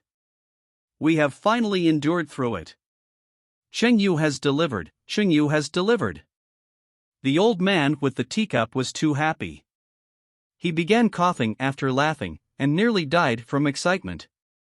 Our Lian tribal clan will prosper. We will walk out of the vast wilderness into the central plains. The patriarchs beamed from ear to ear. He laughed till his wrinkled old face became like a daisy flower during autumn. Quick! Give the orders, get the tribe to prepare. We have to greet the Jin Longwei ambassadors. We cannot let the ambassadors think that as our countryside village's etiquette is lacking. Only then did the patriarch remember the important things. He slapped his thigh and quickly ordered Zhang Dali. After Zhao Taizhu had been maimed, many things in the tribe was instead done by the smarter Zhang Dali. All right. Zhang Dali rushed out of the courtyard door, taking the members of the warrior preparation camp with him. Their approach to announcing the news was simple and direct. They simply shouted at the top of their lungs in the village. Folks, come out. Young Master Lian has passed the kingdom's selection. Young Master Lian has become a Jin Longwei elite. The Jin Longwei ambassador is sending young Master Lian back. They have almost reached the village entrance. Quickly prepare to welcome them. Zhang Dali's voice was considered a loud one. So with one shout, it spread throughout the entire village. The people quickly put down their work.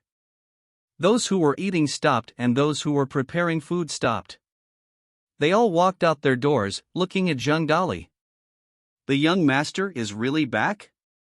Could it be fake? Zhang Dali said grumpily. Then we'll be going into the city? For the city, not necessarily. I heard to enter the city, he will need to be a kingdom knight. To be a kingdom knight may not be easy, but with the young master's strength, it's only a matter of time. Zhang Dali said proudly. The villagers were all very excited upon hearing the news. They remembered that it was just a matter of time before they could leave the vast wilderness. They put on some decent clothes and came out of their houses. They gathered near the village entrance, ready to welcome the Jin Longwei into the village. Mom, young Master Lian has been chosen in the selection. In the crowd, Zhou Xiaoke held onto Aunt Wang's hands. Seeing the hustle and bustle of the crowd, she was confused. I wonder how did Brother Ian do in the selection, he would also be coming back. Aunt Wang said, Kiddo Yun should be quite good. He even defeated Zhao Taizhu, he might even have been chosen too. But even he wasn't chosen, Kiddo Yun is only 12. He still has a long way to go. Aunt Wang touched Zhou Xiaoke's head. She brought Zhou Xiaoke to the side of the streets. From afar, the duo saw 6 behemoths running towards the village entrance. These 6 beasts had great momentum, causing the ground to gently shake. Chapter 128, Heaven Has Eyes. The man in charge of leading the Jin Longwei was named Sun Jingrui. He too was a Jin Longwei elite. He was a stout 23-year-old man. He looked extremely powerful. The near-horned beast he was sitting on was also very powerful. When his 2-story behemoth moved into the crowd, the people subconsciously stepped back. This behemoth gave off an immense oppressive feeling. Little old me welcomes Lord Ambassador. Lord Ambassador must have had a tough journey. The Lian tribal clan's patriarch and several tribal elders, including Zhang Dali, and the rest of the members of the warrior preparation camp hurried out of the crowd to greet him. Sun Jingrui gave the patriarch a friendly and pleasant look. On the way, Yi Yun Hanat told him his relations with the Lian tribal clan's ruling class. Sun Jingrui only knew he had a feud with Lian Xingyu, but did not know that the people bowing before him were Lian Xingyu's supporters and henchmen, or he would never have treated them as such. After the patriarch bowed, he lifted his head and looked at the backs of the 5 behemoths behind Sun Jingrui. He expected to see Lian Xingyu. As one of the members of the Jin Longwei, Yi Yun's near-horned beast was fourth in line. Because the near-horned beasts were big in size, he was a distance away from the patriarch. Although he was a distance away, he should have easily been seen. But today, Yi Yun was wearing a flying fish robe with a Yanqi saber by his waist. He looked handsome and divine. After changing into this outfit, even Zhang Tan, who knew the person in front of him was Yi Yun, was stunned before recognizing him. The clothes make the man, so with a different outfit, his disposition looked completely different. Naturally, the patriarch did not recognize Yi Yun. It should be said that this youth in luxurious clothing riding on a behemoth was too different from that poor Yi Yun. So he never associated him with Yi Yun. The old patriarch just took a glance at Yi Yun. For an extraordinary youth like Yi Yun, he could only sigh. He felt that there were promising men in the Jin Longwei. This person was young and capable, making him full of jealousy and envy. Following that, his gaze concentrated on a few of the large baskets the near-horned beasts were carrying. From his experience, the contestants from the Lian tribal clan did not have the qualifications to ride the near-horned beast, so they would sit in the baskets. Watching from below, he could not see what was in the baskets from his angle. As for the warrior preparation camp members in the basket, they looked back at each other, unsure of what to do. Lian Xingyu had turned into such a state, and they had been eliminated in the first round. They had returned in utter defeat, so they were too humiliated to show their faces to the village. If they had banked on Yi Yun's success, they could impress by being Yi Yun's henchmen. But Yi Yun did not even want to see them, causing their current situation to be extremely awkward. The patriarch may not recognize Yi Yun, but there were some who saw him, such as Zhou Xiaoke. Because Zhou Xiaoke had been searching for Yi Yun, even though he was relatively far away, she had still noticed him. Seeing Yi Yun dressed in a flying fish robe, her tiny mouth opened up the size of a quail egg. Could that be Brother Yi Yun? Zhou Xiaoke grabbed Aunt Wang's hand and did not dare to believe it. At this time, Sun Jingrui waved his hand and released 2 large baskets carried by the near-horned beast. The basket landed heavily, giving a dull thud. Bags of grain and meat wrapped in oilskin rolled out from the baskets. The patriarch was stunned seeing all the food. The surrounding Lian tribal clan people stared at it. They were completely shocked. Grain. Meat. Heavens! Was this a dream? These people had been starving for days and did not know when they would starve to death. For them to suddenly see food, including meat, it was a great temptation. It was a critical hit. Starving people could do anything just for a morsel of food. The patriarch shaked from excitement. Lord Ambassador, this food, is it for us? Sun Jingrui said, that's right, this is for the people of the Lian tribe. The Lian tribe has made a contribution to the kingdom by nurturing a genius. He was not only conferred the title of Kingdom Knight, he could even amount to much in the future, and becoming a human lord, one of the high nobles. This can be considered the luck of the Lian tribe. For your meritorious service, and also because the Lord Thousand Households heard that the tribe was starving, he has rewarded food for all of you. When Sun Jingrui said those words, especially when he mentioned conferred the title of Kingdom Knight, the patriarch was shocked and trembled with excitement. He was close to tears. Conferred the title of Kingdom Knight. I must have heard wrong. The patriarch really wanted to shout out loud. Qingyu has been made a Kingdom Knight. The tribal elders who were behind him seemed to turn 40 years younger from the excitement. It seemed like they had returned back to the night they had consummated their marriage on their wedding day. Kingdom Knight was a noble. Although they were from the vast wilderness, they knew what it meant to be a noble. And the Jin Longwei ambassador had already said that, not only had Lian Qingyu been conferred the title of Kingdom Knight, he would even become a human lord. Only the noble ranks of dukes or princes could be considered a human lord. Heaven sure has eyes. The people were extremely excited. They all knew that Lian Qingyu, as a Kingdom Knight, he would be given some territory. As such, they could enter the cities to lead a good life. Originally, it was said that being conferred a Kingdom Knight was difficult. They would have to continue leading their tough lives in the vast wilderness. But they did not expect that Lian Qingyu had immediately jumped to the rank of Kingdom Knight. Young Master Lian is too great. That's for sure. Don't you know what kind of person our young master was? When young master was born, the entire sky was lit red, an extraordinary phenomenon. Young Master Lian is a star that descended, destined to riches in the future. A Lian woman said while smacking her lips. She and Lian Qingyu had a bit of affinity, so she was naturally happy. Not only riches, did you not hear the Lord Ambassador?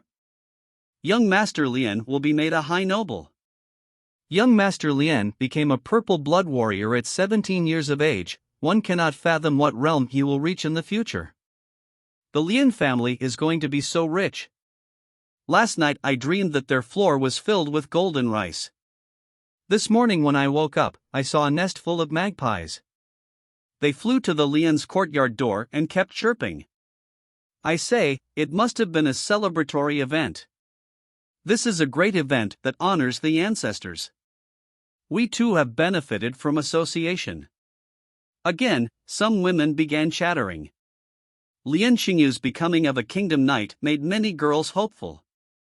If they could be made a maid in the Kingdom Knight's territory, it was much better than starving in the vast wilderness. Sun Jingrui, who was sitting on the near-horned beast, became dumbfounded upon hearing the people's chatter. He had never expected such a reaction from the Lian tribal clan's patriarch and people. He stroked his chin and glanced backwards at Yi Yun. Sun Jingrui had originally thought that with Yi Yun in his flying fish robe and with a Yinchi saber riding on a near-horned beast, wasn't it clear who had become a Kingdom Knight? Now, Sun Jingrui finally understood, all these people did not recognize Yi Yun. Sun Jingrui suddenly wanted to laugh. This kid Yi Yun had a total lack of standing in the Lian tribal clan. Your standing sure is miserable, read Sun Jingrui's expression. Yi Yun could read Sun Jingrui's mind, and gave him a helpless look. The people and patriarch of the Lian tribal clan could not be blamed. There were 10 people from the Lian tribal clan who went to contest in the kingdom's selection, but in their hearts, there was only Lian Qingyu. The others were there to fill the number. They had never entertained the thought that any member of the warrior preparation camp or Yi Yun could have passed the kingdom's selection. So when Sun Jingrui mentioned the conferment of a Kingdom Knight, all of them thought of Lian Qingyu, because there was only Lian Qingyu. In the hearts of the people, Lian Qingyu was also a purple blood warrior. How could anyone else compete with him? Besides, they did not know that the flying fish robe and the unicorn belt Yi Yun was wearing were symbols of a Kingdom Knight. With their knowledge, they only thought Yi Yun was a Jin Longwei warrior like Sun Jingrui. With those preconceived thoughts, it naturally led to this misunderstanding. Lord Ambassador, Lian Qingyu is my paternal grandson. Did he come back with you?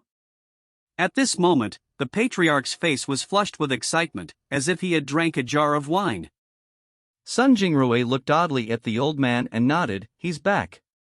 Then where is he? The patriarch found it odd, since Lian Qingyu was back, where was he? So you want to see him? Sun Jingrui sympathetically looked at the old man.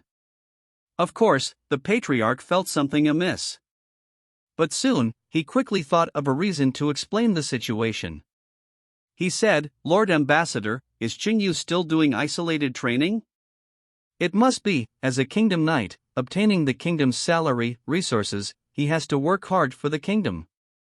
If he did not cultivate well, then he will fail to live up to the expectations of the lords, sullying the name of a Kingdom Knight. Cultivation is what matters. I'm not in a hurry. I'll wait for Qingyu to finish his cultivation. With Lian Xingyu working hard, the surrounding people were amazed. No wonder young Master Lian had such great achievements, he was gifted with talent and was hardworking. Even while traveling, he was still isolating himself for training. He's too powerful. Sun Jingrui shook his head, he isn't isolated. I say, those guys hiding in the basket, aren't you going to carry him out? What are you doing? Sun Jingrui shouted to the men hiding in the basket. An ugly woman could not avoid her husband's parents. Lian tribal clan's warrior preparation camp members have no choice but to stick their heads out. They also carried out Lian Xingyu, who had been being jolted around all journey to the point of foaming. The people of the Lian tribal clan were curious as to why the warrior preparation camp members carried out a half-dead person. Hanging by the basket, that person's eyes were dull, and he was foaming in his mouth. His body was limp, and he looked like a dead dog hanging out on the market for sale. And his looks, why did it look like Lian Xingyu? All the people of the Lian tribal clan were dumbfounded. The numerous tribal elders were utterly stunned. There was total silence. After a moment of silence, a trembling and uncertain voice sounded out, He is young Master Lian? Impossible. How could young Master Lian become like this? Someone said disbelievingly. Even the patriarch as Lian Xingyu's grandfather could not recognize Lian Xingyu in his current state. Chengyu. The patriarch panicked. He could tell that it was no ordinary injury. Even Lian Xingyu's mind wasn't normal. Xingyu, what happened to you? The patriarch's voice began to shake.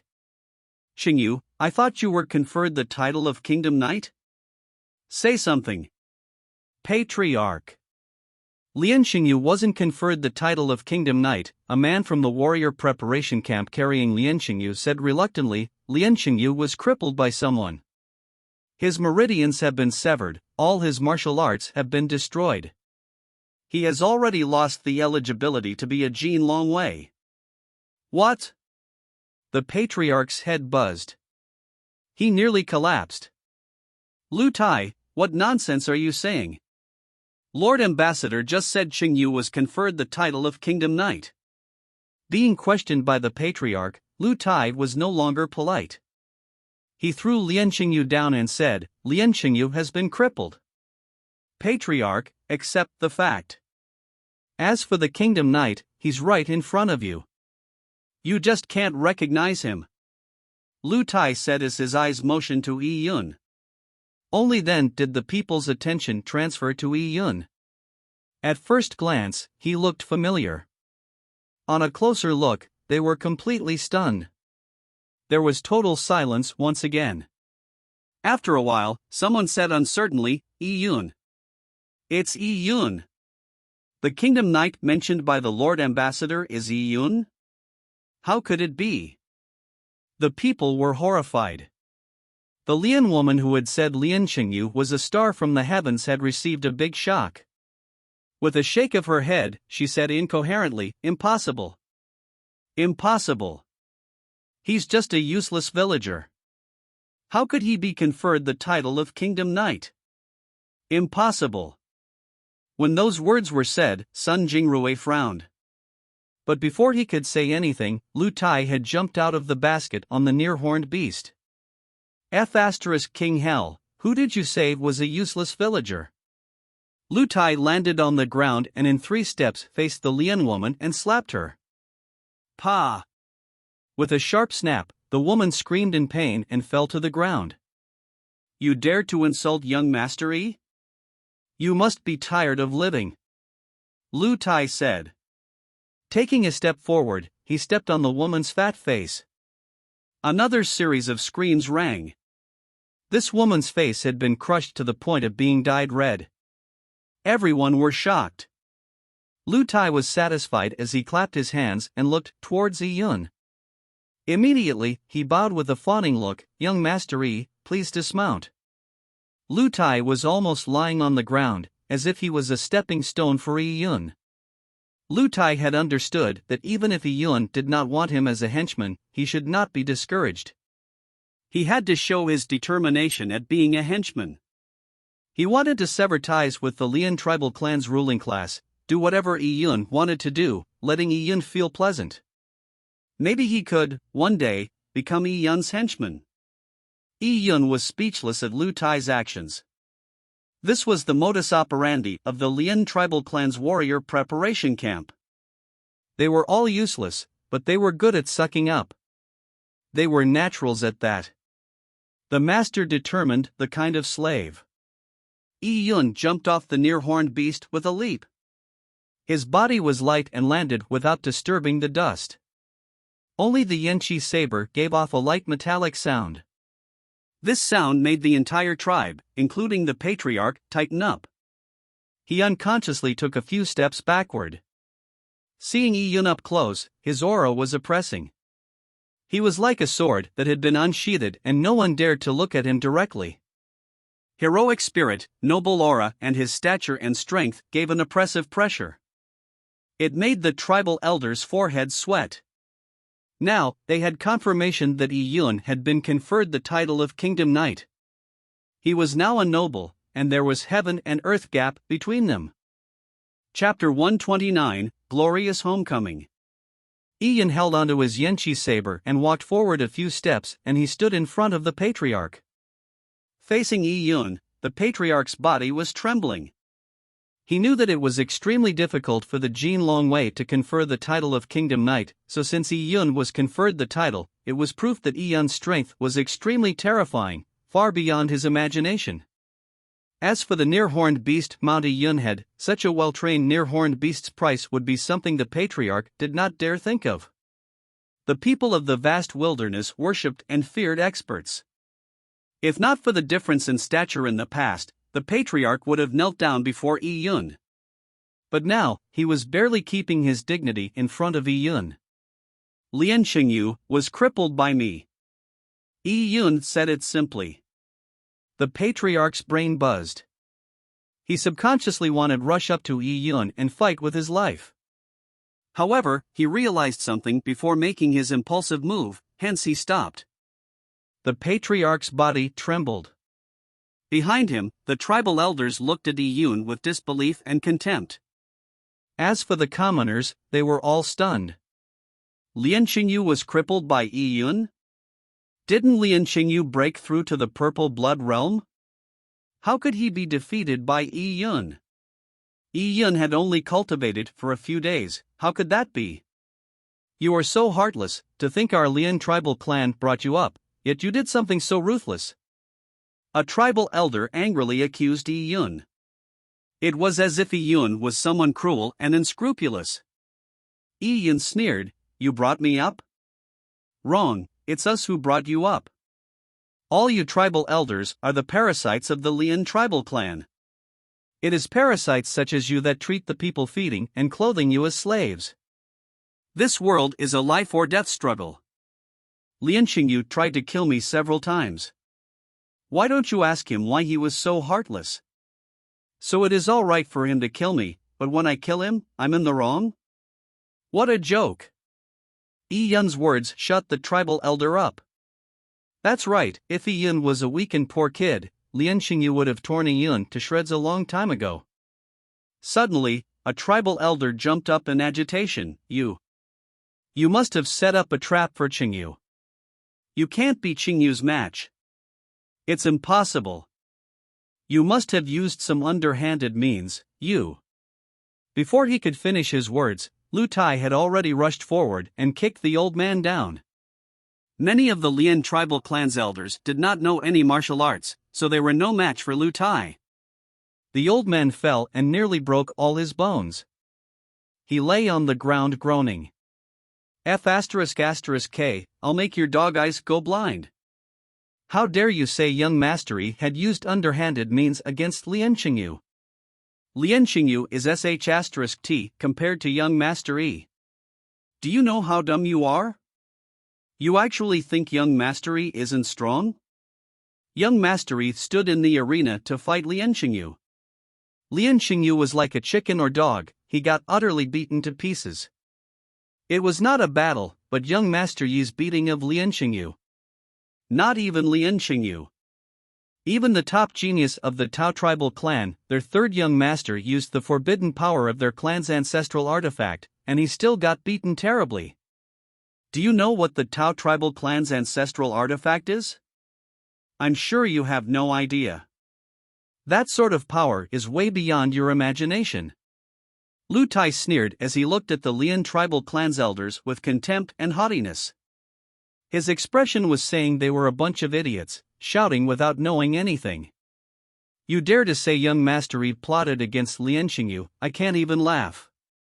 Wake up, you retards.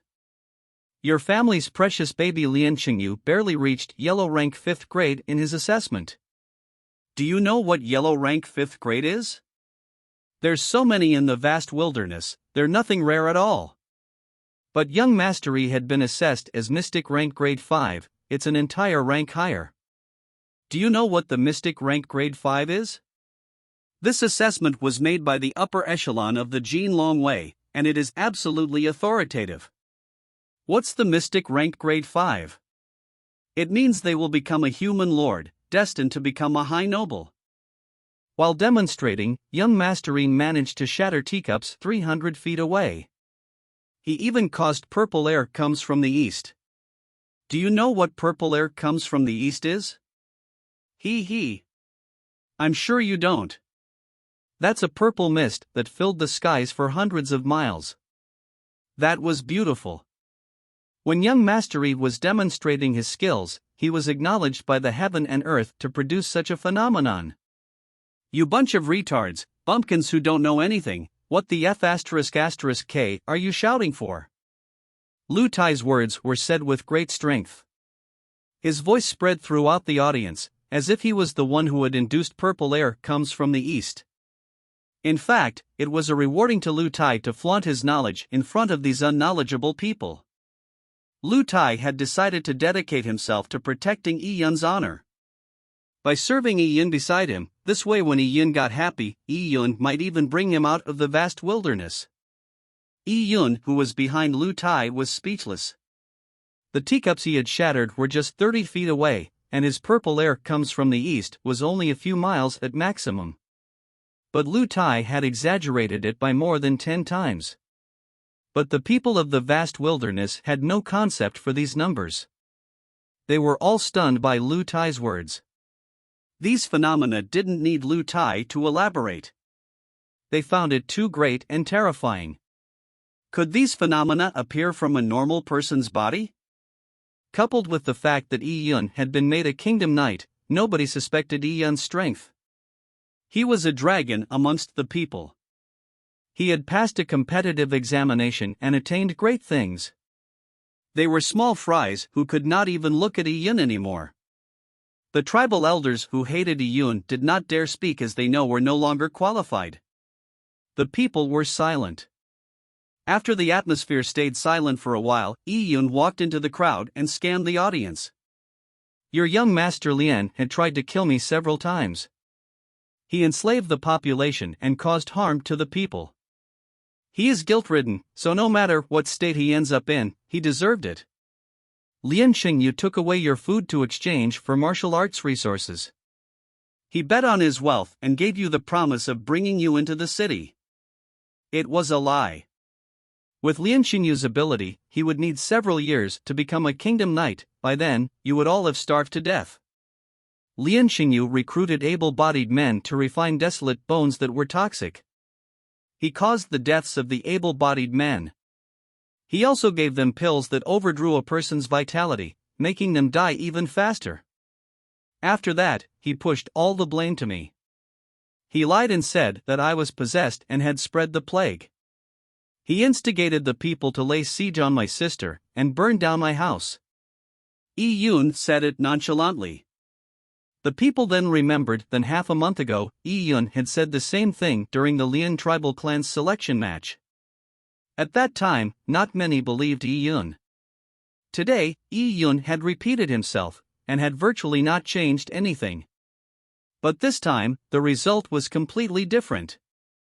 No one doubted Yi Yun. This is what strength could bring.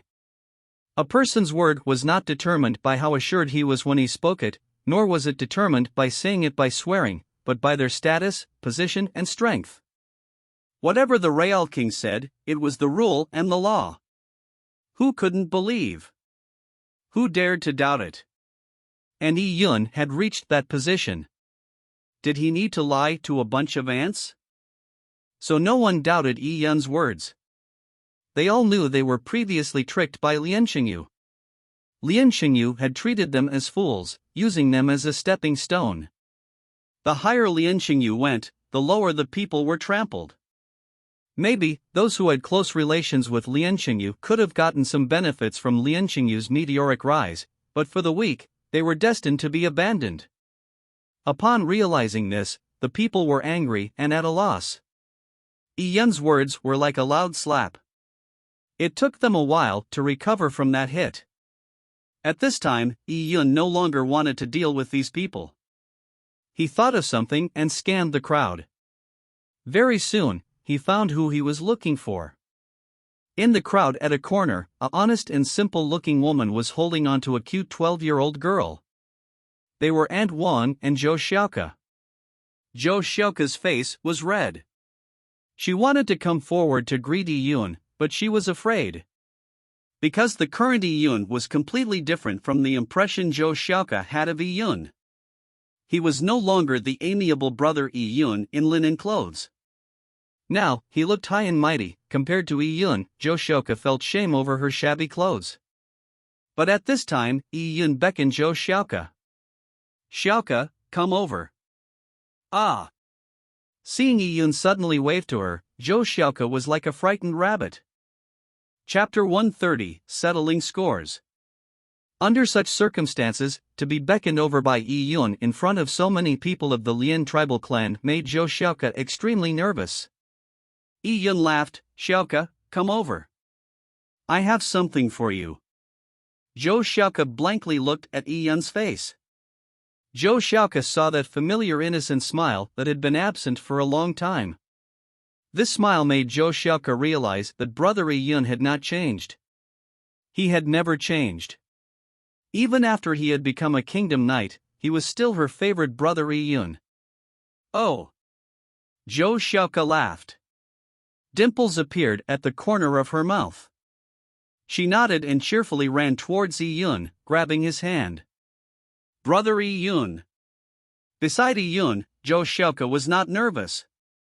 Yi Yun's hands were smooth but strong. Zhou Xiaoke felt a sense of security, as if the cold and hunger was nothing with Yi Yun around. "Xiaoke, this is for you." Yi Yun took out a bag. It was a cloth bag that emitted hot steam. Xiaoke was stunned and sluggishly took the cloth bag. She did not open it, but she could smell the fragrance of food from within. This, Zhou Xiaoke was stunned. "Open it up," Yi Yun said with a smile. This was specially roasted by him for Zhou Xiaoke just before he reached the village. Although he had brought back a lot of food, he guessed that Aunt Wang's family was starving. So it was better to cook the food first. And in the vast wilderness which lacked food ingredients, Aunt Wang's culinary skills was definitely not as good as his. Zhou Xiaoke swallowed a mouthful of saliva. She opened the cloth bag carefully. Inside it was a bundle wrapped in a green lotus leaf. Opening up the lotus leaf, what greeted Zhou Xiaoke was red roasted meat. It weighed about 3 to 4 pounds. This was leg of the 7-colored deer chosen specially by Yi Yun. The meat of the 7-colored deer was delicious. The marbling on the meat was of the utmost quality. Although it was all lean meat, it was rich in fat. It was very fragrant when baked. Yi Yun had prepared and marinated the meat previously. When he roasted it, he had basted it with honey, making it extremely appetizing. Beside the roasted meat, there were rice balls wrapped in green vegetables. The aroma assaulted the nostrils. Seeing this, Zhou Xiaoke nearly swallowed her tongue. The surrounding people also stared. Even the tribal elders were in a daze.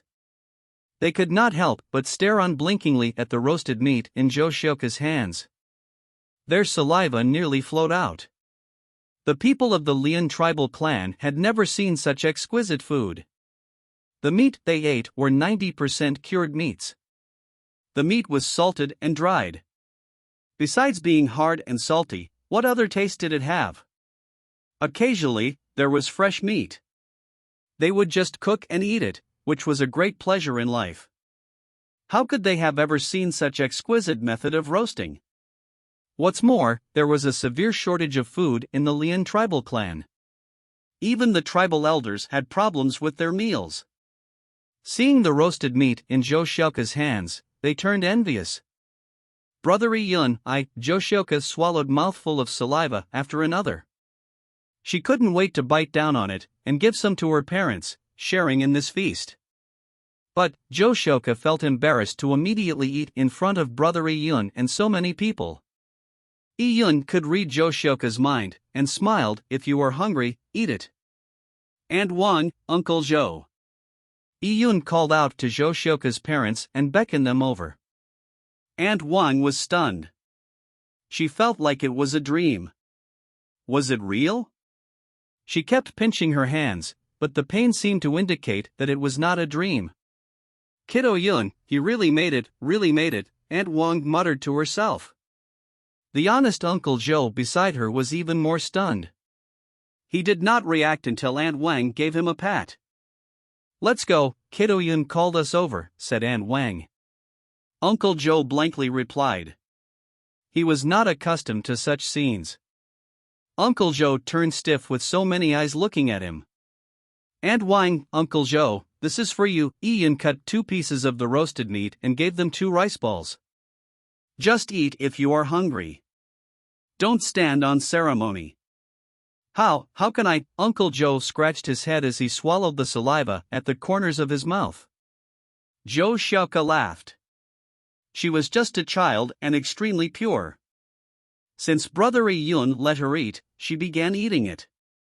When she bit into the roasted meat, she found that the meat was crispy on the outside but tender on the inside. The bone was smooth and the meat juicy. The deliciousness had exceeded Zhou Xiaoka's expectations. Aunt Wang and Uncle Zhou could no longer bear it. They began picnicking right there. After all, they were starving. But this caused misery to the surrounding people. Their stomachs twitched as they salivated. Their eyes were green with envy. This was an absolute torture.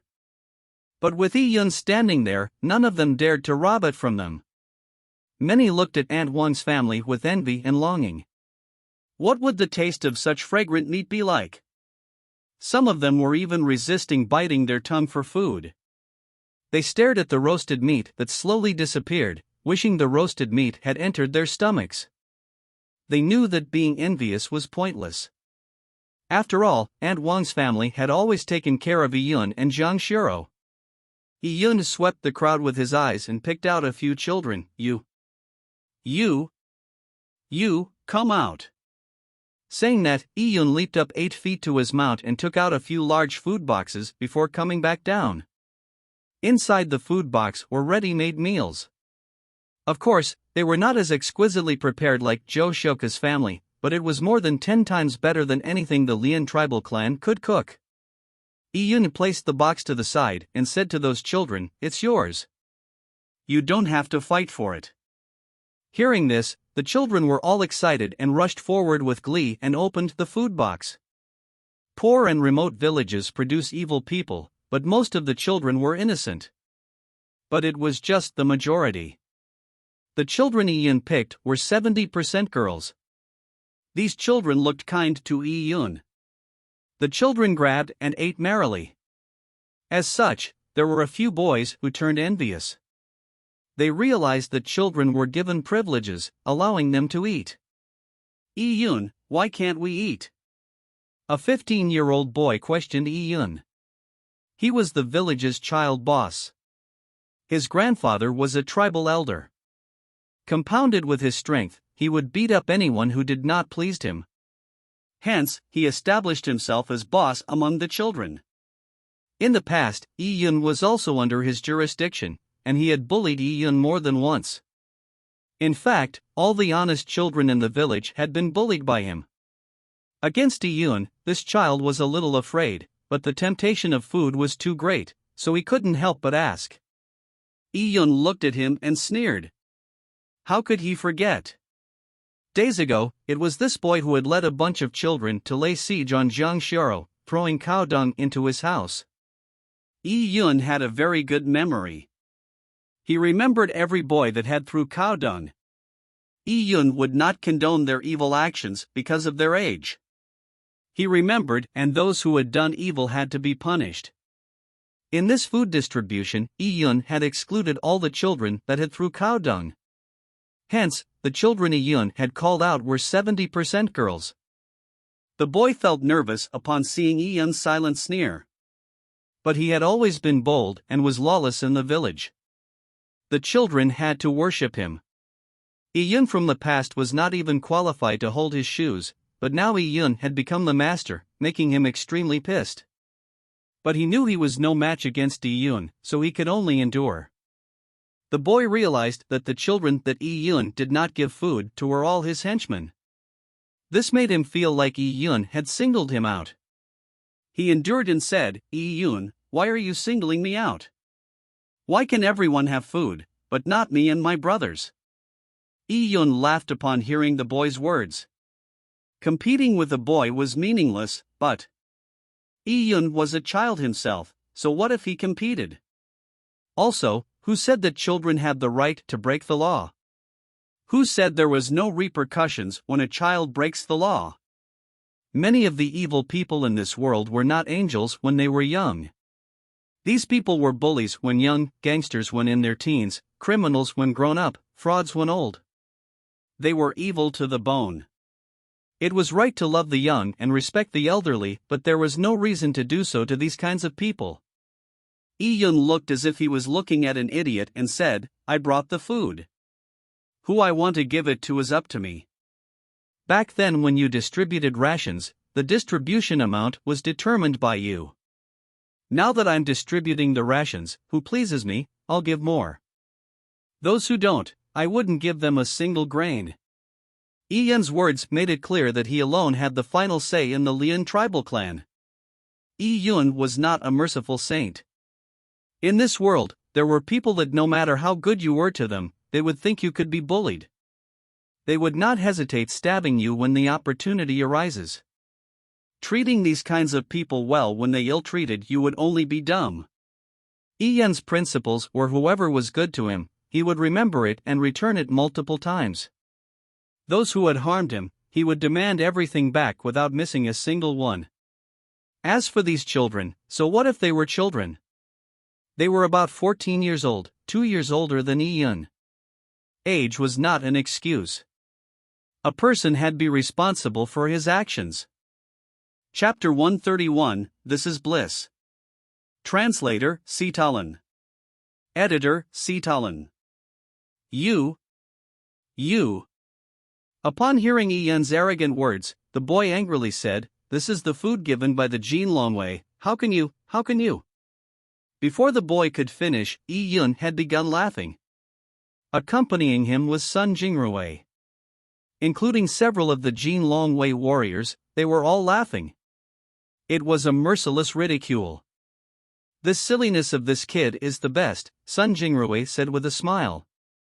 The boy was dazed. He finally realized that what he had said was ridiculous. Iyun held back his laughter and said coldly, You want food? Sure. Take the cow dung thrown into my sister's house and eat it, then I'll give you some. The children who had accompanied the boy in throwing cow dung had a change in their expression. Your house is already burned down. The cow dung, the dung has all been burnt. A child said.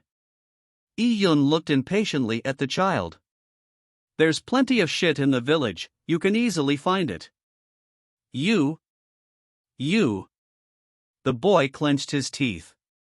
He realized that Iyun was not going to make life easy for him today. He never planned to give him any food and had even ridiculed him in public. He was filled with resentment and his eyes towards Iyun were filled with bitterness. He knew he was no match for Iyun. He cursed Yi Yun and his family. Yi Yun frowned and remained silent, but Lu Tai jumped forward. King, little son of a bitch, what are you staring at? I'll dig out your eyes. Lu Tai punched the boy in the face until his face was swollen. Then, Lu Tai grabbed his hair and gave him another punch, making his nose bleed. Lu Tai was ruthless. This child was only slightly older than Tao Yunxiao, but Lu Tai was not merciful. Villagers married early, so a 15-year-old youth like him would be getting married in a year or two. Lu Tai relentlessly attacked the boy, causing him to scream in agony, wailing for his parents. The boy's grandfather, a tribal elder, watched with a livid expression, but he did not dare stop Lu Tai. Those who wanted to engage in hooliganism would eventually be beaten. Back then, the boy was a bully. He led a bunch of lackeys and was filled with triumph. Those who resisted him were surrounded and then beaten. They took advantage of many girls, even to a serious extent, but these girls had no way of seeking refuge. Yi Yun ignored all of this. At that moment, he realized that having some henchmen was not that bad. Seeing most of the matters settled, Yi Yun jumped onto the back of the near-horned beast. He said to Lu Tai, "Look after the food. I'll be back in an hour to distribute it." Upon hearing that, Lu Tai was thrilled. This was the first command Yi Yun had given him. Sometimes, people were cheap. They fought to become a slave, and Lu Tai was such a person. He immediately slapped his chest as a guarantee that he would complete his task. Yi Yun bade farewell to Sun Jingrui and rode away on the near-horned beast. His destination was the back mountain. He was going to find Jiang Xiaoro. For some unknown reason, Yi Yun felt uneasy while he was heading towards the back mountain. This sense of unease made Yi Yun frown. He held onto the reins and increased his speed. The near-horned beast kicked off a dust storm and galloped to the Lian tribal clan's back mountain. Seeing Yi Yun leave, the people were filled with emotions. Those who had ridiculed Yi Yun and those who had bullied Jiang Xiaoro were extremely worried, and it showed on their faces. They had hoped that Yi Yun would not remember these things, but it was obvious that Yi Yun remembered every deed. The shipment of food brought by the Jin Longwei was not only to save the Lian tribal clan, but it was also used by Yi Yun to settle his debts of gratitude and revenge. At the Lian tribal clan, back mountain. The weather in the mountain was colder than in the village. It was deep in the winter, so besides the fast-flowing East River, all the mountain springs in the Lian tribal clan back mountain had frozen over. Even among all the fallen leaves, there were still tall, lush evergreen trees covering the blue sky. On a hidden evergreen tree, there was a small and modest treehouse. Although there were chilly winds blowing outside, it was extremely warm inside the treehouse. This was because of the Qilin desolate bone that was constantly exuding a warm fire elemental energy. Inside the treehouse was a 15-year-old girl with bare feet, sitting by the window. Her two small hands were by her sharp chin as she gazed outside. It was the 16th day. It had been 16 days since Yi Yun left. Jiang Xiaoro had been counting each and every day. She did not know what Yi Yun was doing. These days, Jiang Xiaoro had nothing to do. Yi Yun had exhorted her not to go out, so she had been in the treehouse most of the time. After all, be it beasts of any kind or the Lian tribal clan's warrior preparation camp members, Jiang Xiaoro would be in danger if she had encountered them. So all Jiang Xiaoro had been doing all these days was to wait. Within the treehouse, she looked at the small piece of sky through the window.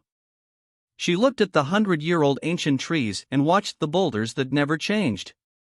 Day after day, Jiang Xiaoro would watch a huge rock grow a layer of frost in the morning. At noon, that frost would turn into vapor, and at night, the moonlight would scatter off the rock. Jiang Xiaoro could only wait, and that she did. She sat alone every day, waiting anxiously. Sometimes, Jiang Xiaoro would have a nightmare, resulting in her waking up from fright.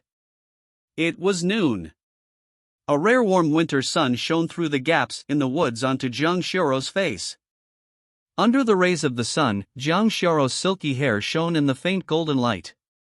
Suddenly, a soft sound rang. A squirrel had come to the treehouse and stopped by the window. Seeing the furry squirrel, Jiang Shiro flashed a rare smile.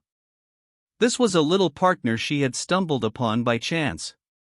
Due to excessive hunting, there were very few animals in the Lian tribal clan's back mountain. Jiang Shiro was able to overcome her loneliness by having a little partner. She fed the little guy grains and corn. Hence, it often came for food. Jiang Shiro sprinkled some corn and hugged her slender legs with her two lotus-like arms, as she watched the little guy eat. The little guy ate really quickly. Its cheeks were filled up quickly, but it was very alert. It would raise its head to look at its surroundings from time to time. Seeing the cute fella, Jiang Shiro felt at peace.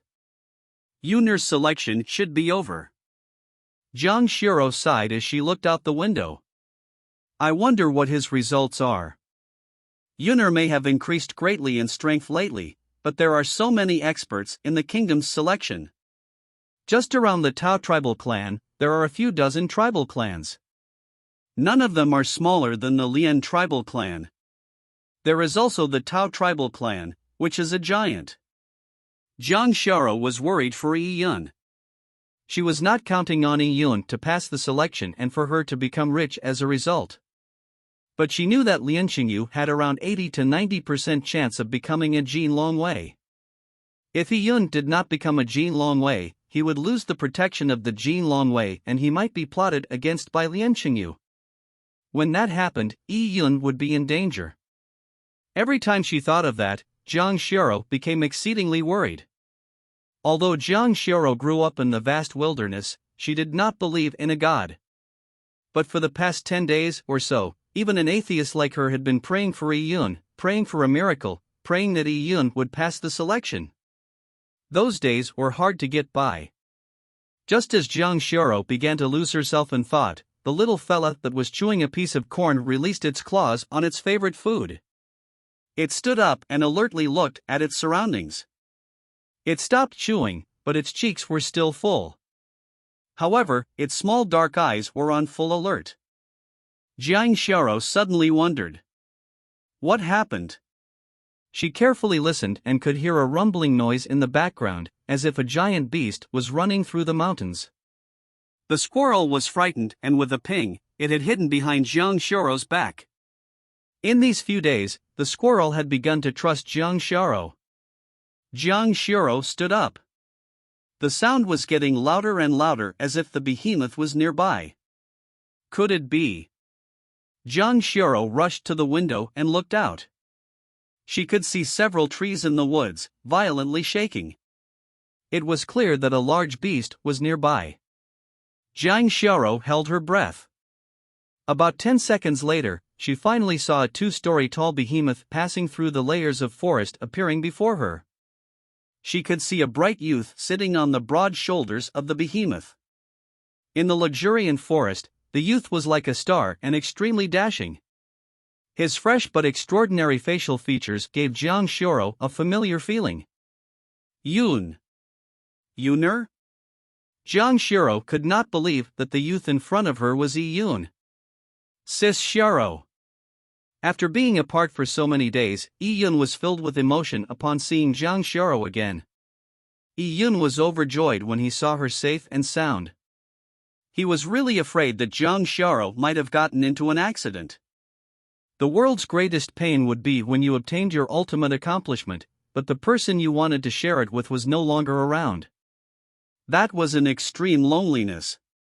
In this world, Yi Yun's only relative was Jiang Shiro. Only Jiang Shiro could share in Yi Yun's success and joy. Yi Yun wished that Jiang Shiro could see him become a high noble or even a saint after seeing him become a kingdom knight. For an unknown reason, Yi Yun suddenly had an uneasy feeling when he was riding on the behemoth through the back mountain. He was worried that Jiang Shiro had gotten into trouble. Only when he saw her did he relieve himself of that pressure. But Yi Yun still felt uncertain. He jumped up easily to the treehouse, causing the treehouse to rock to and fro. Without a word, he hugged Jiang Shiro tightly. It was as if the moment he released her, Jiang Shiro would disappear. Sis Shiro, I'm back. Yi Yun choked. He did not know why he had that feeling from before. No matter where that feeling came from, Yi Yun swore that he would protect Zhang Shiro for the rest of his life. Under Yi Yun's embrace, Zhang Shiro was already tearing up. Yuner, it's good that you are back. It's good that you are back. Hugging Yi Yun, Zhang Shiro's heart was filled with satisfaction. Chapter 132, Yi Yun distributes food. Zhang Shiro and Yi Yun hugged for a long time before separating. Yuner, how did you do at the selection? Zhang Shiro was worried about Yi Yun's results at the selection. Would he be unsuccessful, resulting in Lian Xingyu to cause him trouble in the future? After all, from Zhang Shiro's impression, Yi Yun had only been practicing martial arts for a short time, and it would be difficult for him to pass the selection. But at the moment Zhang Shiro asked the question, she suddenly thought of something. Her hands were on Yi Yun's shoulders and she sized up Yi Yun's clothes. Flying fish robe? Zhang Shiro actually knew about such clothes. In the Tai Divine Kingdom, the clothing of the nobles were very particular. Embroidered with flying fish, it was called the flying fish robe. Flying fishes were unformed dragons. Under tough conditions, they could become a dragon. Above the flying fish pattern, there was the python pattern, known as python robes, Chionyo, first child of the dragon, pattern known as the Chionyo robe, and divine crane pattern known as crane robes. Reaching the royal family, there were the Qilin, flying dragons, five-clawed dragon patterns, etc. Different clothes meant different rankings. Yuner. You can't simply wear such clothes. If someone noticed it, you will be exiled. These are clothes that only nobles can wear. Quickly take it off.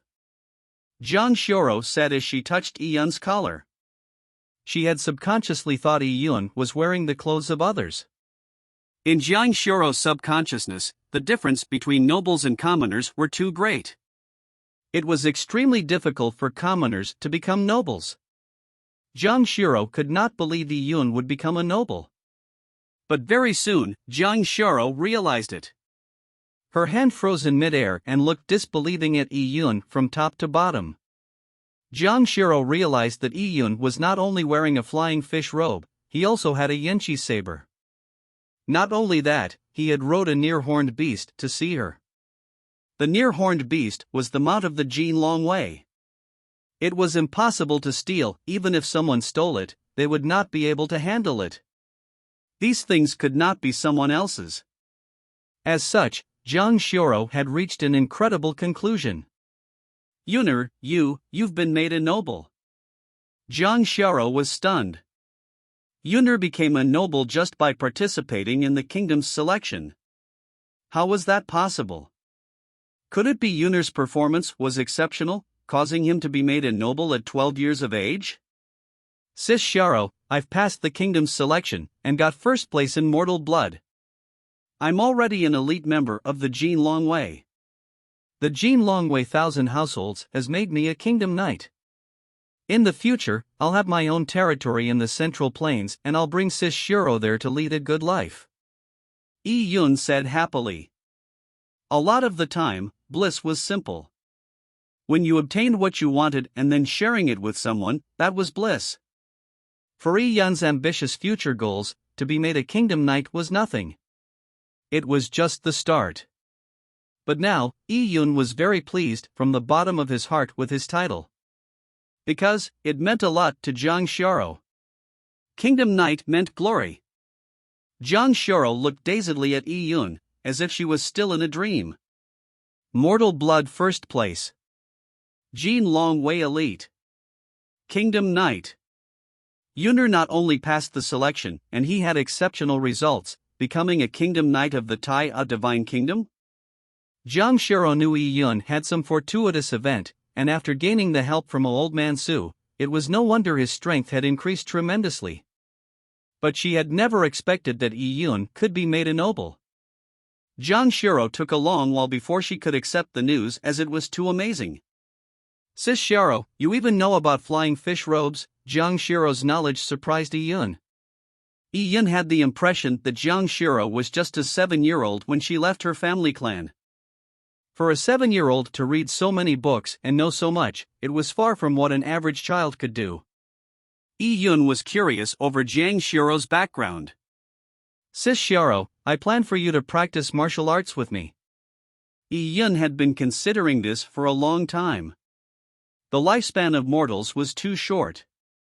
Yi-Yun did not want Jiang Xiao to die young, so he wanted Jiang Xiao to practice martial arts as well. In the past, Yi-Yun did not even have food to eat, and was not able to let Jiang Xiao practice martial arts. But now, he was a kingdom knight. He had a lot more resources, so letting Jiang Xiao practice martial arts wasn't impossible. Yi-Yun had the purple crystal origins. The purple crystal origins could absorb energy, but it was within his body. It would be difficult for him to transfer the energy the purple crystal absorbed to Jiang Xiao. For Jiang Xiao to cultivate, he had to use other resources. I wonder what Sis Xiao's level of talent is. Yi-Yun knew Jiang Xiao had an extraordinary background, so she might even have better talent than him. In the future, if Jiang Xiao had the ability to protect herself, Yi-Yun would feel assured. Yuner, I'll follow your wishes. Jiang Xiao nodded and replied softly. In the past, Jiang Xiao would make the decisions for Yi-Yun. Now that Yi-Yun had slowly grown up, Jiang Xiao began to get accustomed to Yi-Yun making the decisions for her. But make sure you don't affect your own cultivation training, Jiang Xiao added. She knew that cultivating needed a lot of resources. If she cultivated, she would have to use some of Yi-Yun's resources. That wouldn't happen. Yi-Yun laughed. Let's go, Sis Xiao. I'm bringing you back to the village. Yi-Yun had left for about an hour. The people of the Lian tribal clan all waited by the village entrance until Yi-Yun came back. Jiang Xiao was sitting on the near-horned beast, and then she realized that about 5,000 people of the Lian tribal clan were here. For a moment, Jiang Xiao was stunned. It was rare to see such a scene even during ceremonies. The entire tribe's 5,000 people, including the high and mighty tribal elders, looked at Jiang Xiao with complicated looks. The village girls were envious of Jiang Xiao. Why couldn't they have such a younger brother in the family? In the future, Jiang Xiao could follow Yi-Yun and not worry about clothing or food. They would enter the upper-class circles. They didn't dare to think of such a life. As for those evil people who had previously bullied Jiang Xiao, they were all scared out of their wits. In front of Jiang Xiao, they were like mice in front of a cat. The children who had thrown the cow dung had shrunk into the crowd. They did not dare look at Jiang Xiao. Their boss was on the floor vomiting blood. What could they do? They were deeply regretting their actions. AI, Mrs. is back. It must be hard on the missus. Lu Tai was attentive. He immediately changed his salutation of Jiang Xiao to Mrs. This made Jiang Xiao take a while to realize he was addressing her. Sis Xiao. Zhou Xiaoke ran over into the arms of Jiang Xiao. The relationship between Jiang Xiao and Zhou Xiaoke had always been good. They had been separated for 2 months, and could almost be described as being a life and death separation. Back when the house was burned down, Jiang Xiao had left the house before that, and Zhou Xiaoke thought Jiang Xiao would never come back. A girl walking out into the vast wilderness was equivalent to committing suicide. Seeing Jiang Xiao standing there, Zhou Xiaoke couldn't help but tear up. Now, they were all back. Brother Yi-Yun, Sis Xiao were all safe. Things would only get better in the future. Jiang Xiao's eyes got puffy. She touched Zhou Xiaoke's head and felt joy. The thing she cared about had not been lost. Having not lost anything was such a good feeling.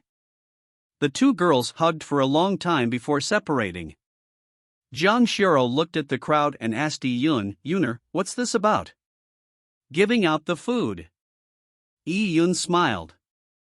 The Jin Longwei had brought food, so it was natural to hand them out. There was limited supply of food brought with the near-horned beast. It seemed like a lot, but there was not enough for the entire Lian tribal clan's population. With 1,000 households, there were thousands of people. It was no small amount to feed all these people. The food Iyun brought with him was actually not enough. So Iyun had a clear way of distributing. The amount distributed was based on their character. The good were given more, the bad could stand by the side. Seeing Iyun stand in the middle of the square with a mountain of grain and meat beside him, the tribal elder's eyes were twitching. Life was full of ups and downs. Back then, when the tribe distributed the rations, Iyun had gotten into an argument with the warrior preparation camp because of a small bag of grain. He was nearly beaten up. Lien Xingyu came out and secretly harmed Iyun. If not for the purple crystal, he would have been dead. But today, those who had wanted Iyun's life were now crippled and could not live much longer. And now, the power to distribution the food was with Iyun. It was decided on his whims. These tribal elders were bitter. They knew that as the ruling class, they would definitely not be getting much. Aunt Wang, Uncle Zhou, Xiaoke. Iyun beckoned to Aunt Wang and Zhou. Xiaoke, this food is for you. Iyun picked out 5 heavy bags of grain, 3 bags of vegetables and a few cleaned beast meat and handed it to Aunt Wang. Such a large pile of food made many jealous. With this, Aunt Wang's family did not need to eat porridge anymore. They could eat fragrant white rice, cooked meat and fried vegetables.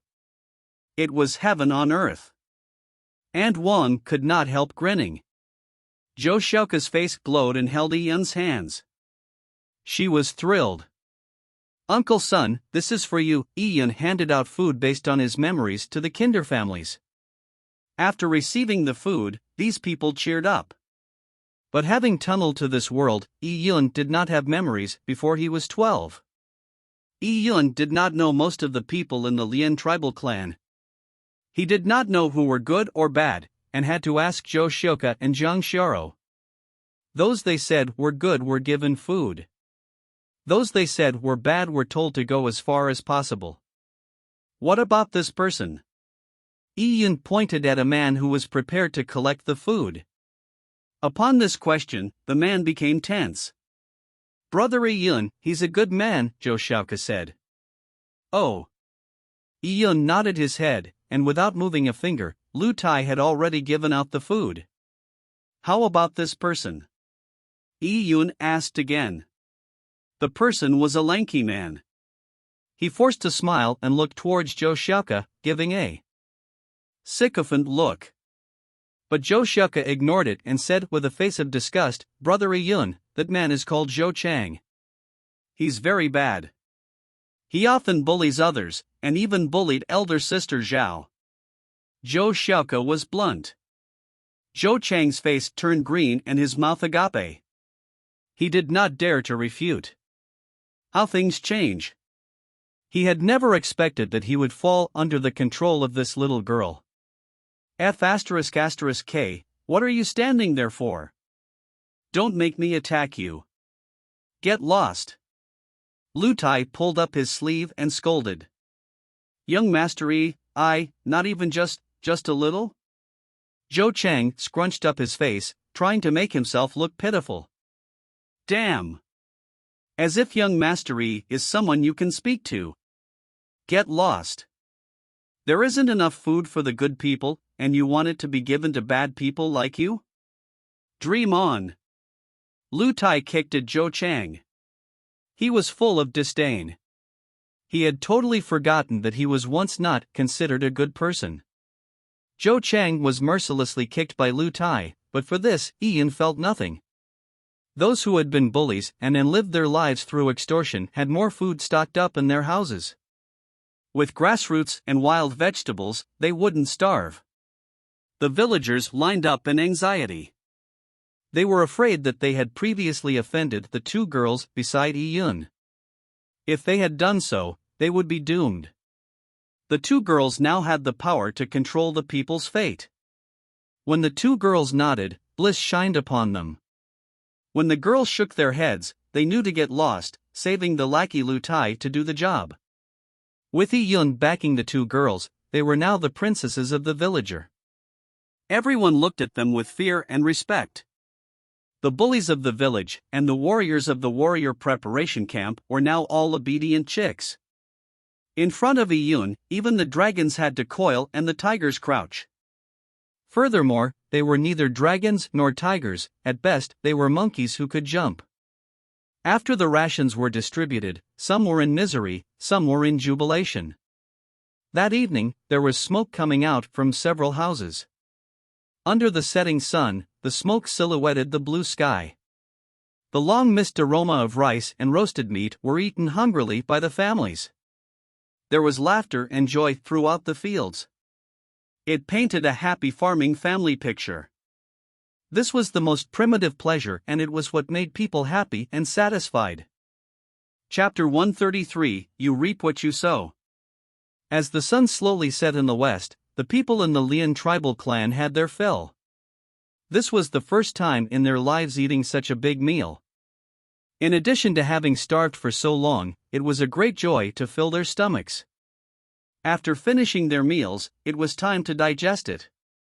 Going out to exercise was one of the best ways in aiding digestion. What exercises do the people of the Lian tribal clan do? There was one thing waiting for them, that was to settle old scores. Iyun's return made everyone know they had been treated as fools by Lian Xingyu. Lian Xingyu had drunk the blood and eaten the flesh of the people. All he did was part of his plans for his own future. The people starved so badly, all because of Lian Xingyu. What was ridiculous was they had been foolishly pinning all their hopes on Lian Xingyu and singing his praises. Those who suffered were a given, they had always been oppressed by Lian Xingyu, so they hated him. Now, relying on Iyun, they had managed to eat a good meal. Lian Xingyu was not only their enemy, but their savior's, Iyun's enemy. Whether for themselves or for Iyun, they would not spare Lian Xingyu. Even with Lian Xingyu crippled, it still did not quench their thirst for revenge. If they did not take revenge with their own hands, and just let the enemy die, who would want that? Even Lian Xingyu's lackeys hated Lian Xingyu. If not for Lian Xingyu, would they have made Iyun their enemy? If they did not make enemies with him, would they not get food today? The people of the vast wilderness had a very special way of thinking. If Iyun did not give them food, they did not hate Iyun because he was strong. The people of the vast wilderness subconsciously believed that the strong controlled the fate of the weak, so they did not dare hate, nor was there any point to hate. But they were starving, and they needed a punching bag to vent their anger. This punching bag could only be a weakling. Who was the weakling now? Clearly, it was Lian Xingyu. This crippled ex-master had taken their food to exchange for the desolate bones and still failed miserably. None of his promises had been fulfilled, causing them to starve. Hence, whether it was the commoners or the previous henchmen of Lian Xingyu, they all turned their spearheads at Lian Xingyu. Lian Xingyu had become public enemy number one. Hence, that evening, a group of angry villagers rushed into the patriarch's compound to seek revenge on Lian Xingyu. The method they used to vent their anger was direct and simple. They threw cow dung onto Lian Xingyu's house. They felt that Lian Xingyu brought bad luck to the Lian tribal clan. If it wasn't for Lian Xingyu, would they have starved? Using cow dung to remove this unluckiness was a must. But there was no more cattle left in the village, so there were limited quantities of cow dung. What if there wasn't enough to throw? The clever villagers went to the Jin Longwei encampment and dug up the near-horned beast's dung. The near-horned beasts did not need to eat or drink, but they could still finish an entire tree in a meal. Hence, the feces it passed out was spectacular. A wagon was not enough to hold it. About 7 villagers obtained the feces of the near-horned beast with great enthusiasm. This will be cool. The people believed that the effects of feces of near-horned beasts were better than that of cow dung. After all, a near-horned beast was more majestic than cattle by more than 100 times. As a result, near-horned beast feces rained onto the patriarch's compound. A group of tribal elders took flight from fear.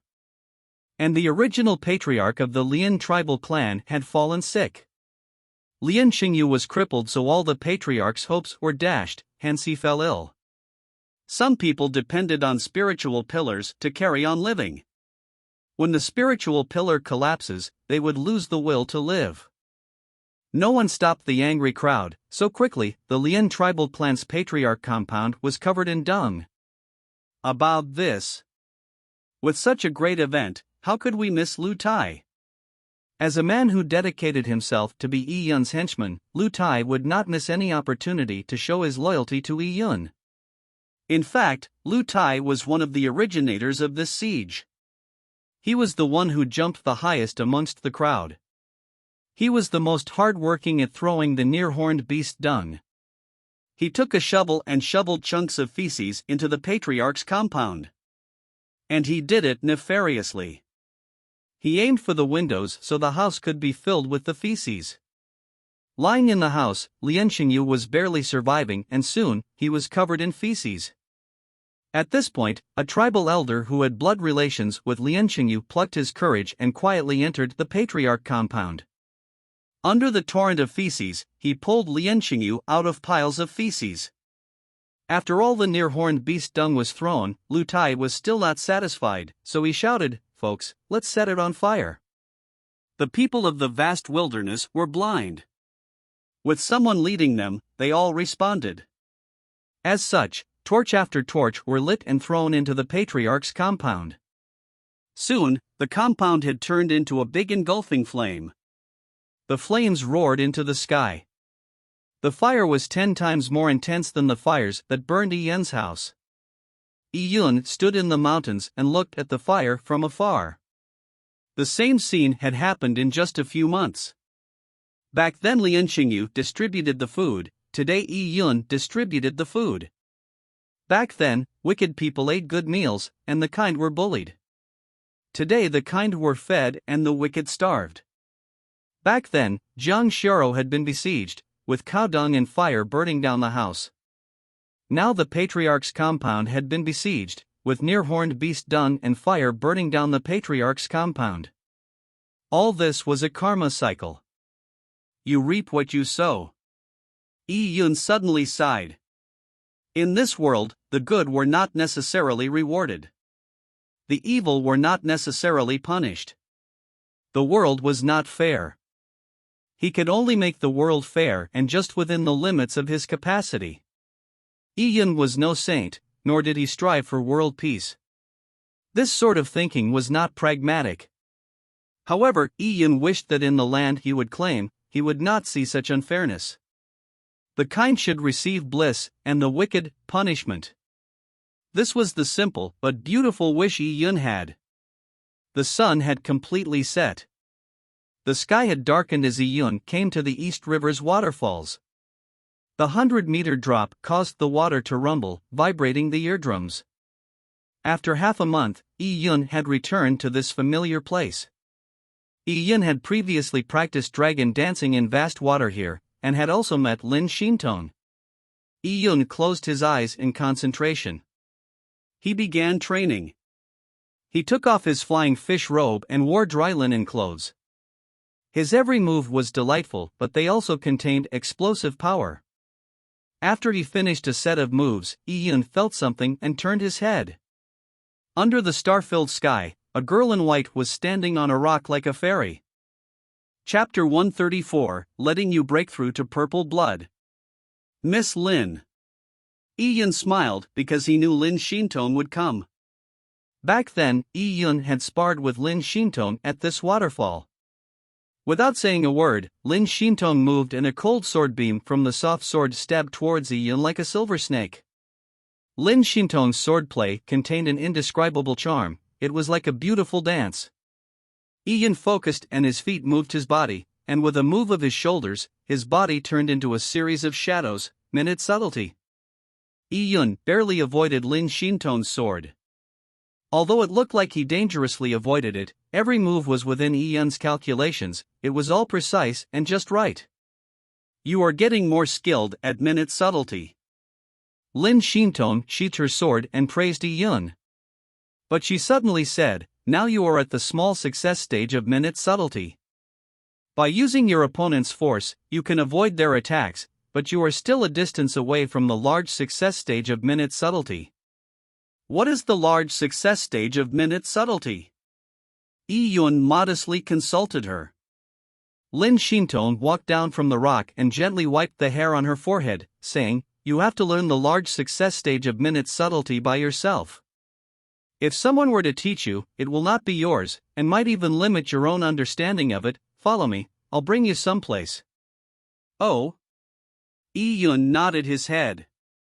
He was about to leave with Lin Xintong when he saw her holding out her hand. That delicate hand that was as white as jade stretched out in front of Yi Yun. "Give me your hand," Lin Xintong said very naturally. Eh? Yi Yun stayed dumbfounded for a while. He looked at her pretty hands and hesitated. Holding hands, that's not appropriate. Yi Yun had a bit of expectations, but he had a bit of guilt because Lin Xintong looked too pure. He didn't want her to bear the brunt of blasphemy. But thinking back, they had previously crossed palms. Holding hands again wasn't anything. Yi Yun took a light breath and gently held the beautiful hand. Those slender fingers were white and soft to the touch. It felt as if she had no bones. Holding it felt like he was holding a water stream. Her skin is so cold. Every time Yi Yun had contact with Lin Xintong's skin, he had that feeling. It was as if Lin Xintong was made of water.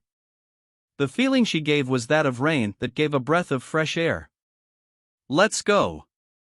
Saying that, her body began to float. Under the night wind, her skirt fluttered. It was like Chang'er soaring to the moon palace. And behind Lin Xintong was Yi Yun, who felt a pulling force. Following that, his body turned light and he suddenly flew. With the wind blowing by his ear, Yi Yun floated amongst the clouds. His feet was quickly moving away from the waterfall, and the stars above him grew closer. Yi Yun was stunned. Flying. Using just flesh and bones to fly in the sky. Yi Yun looked down and all he saw in the darkness was mountains. What made people despair, the large mountains and rivers that made passage through them impenetrable, now looked trivial.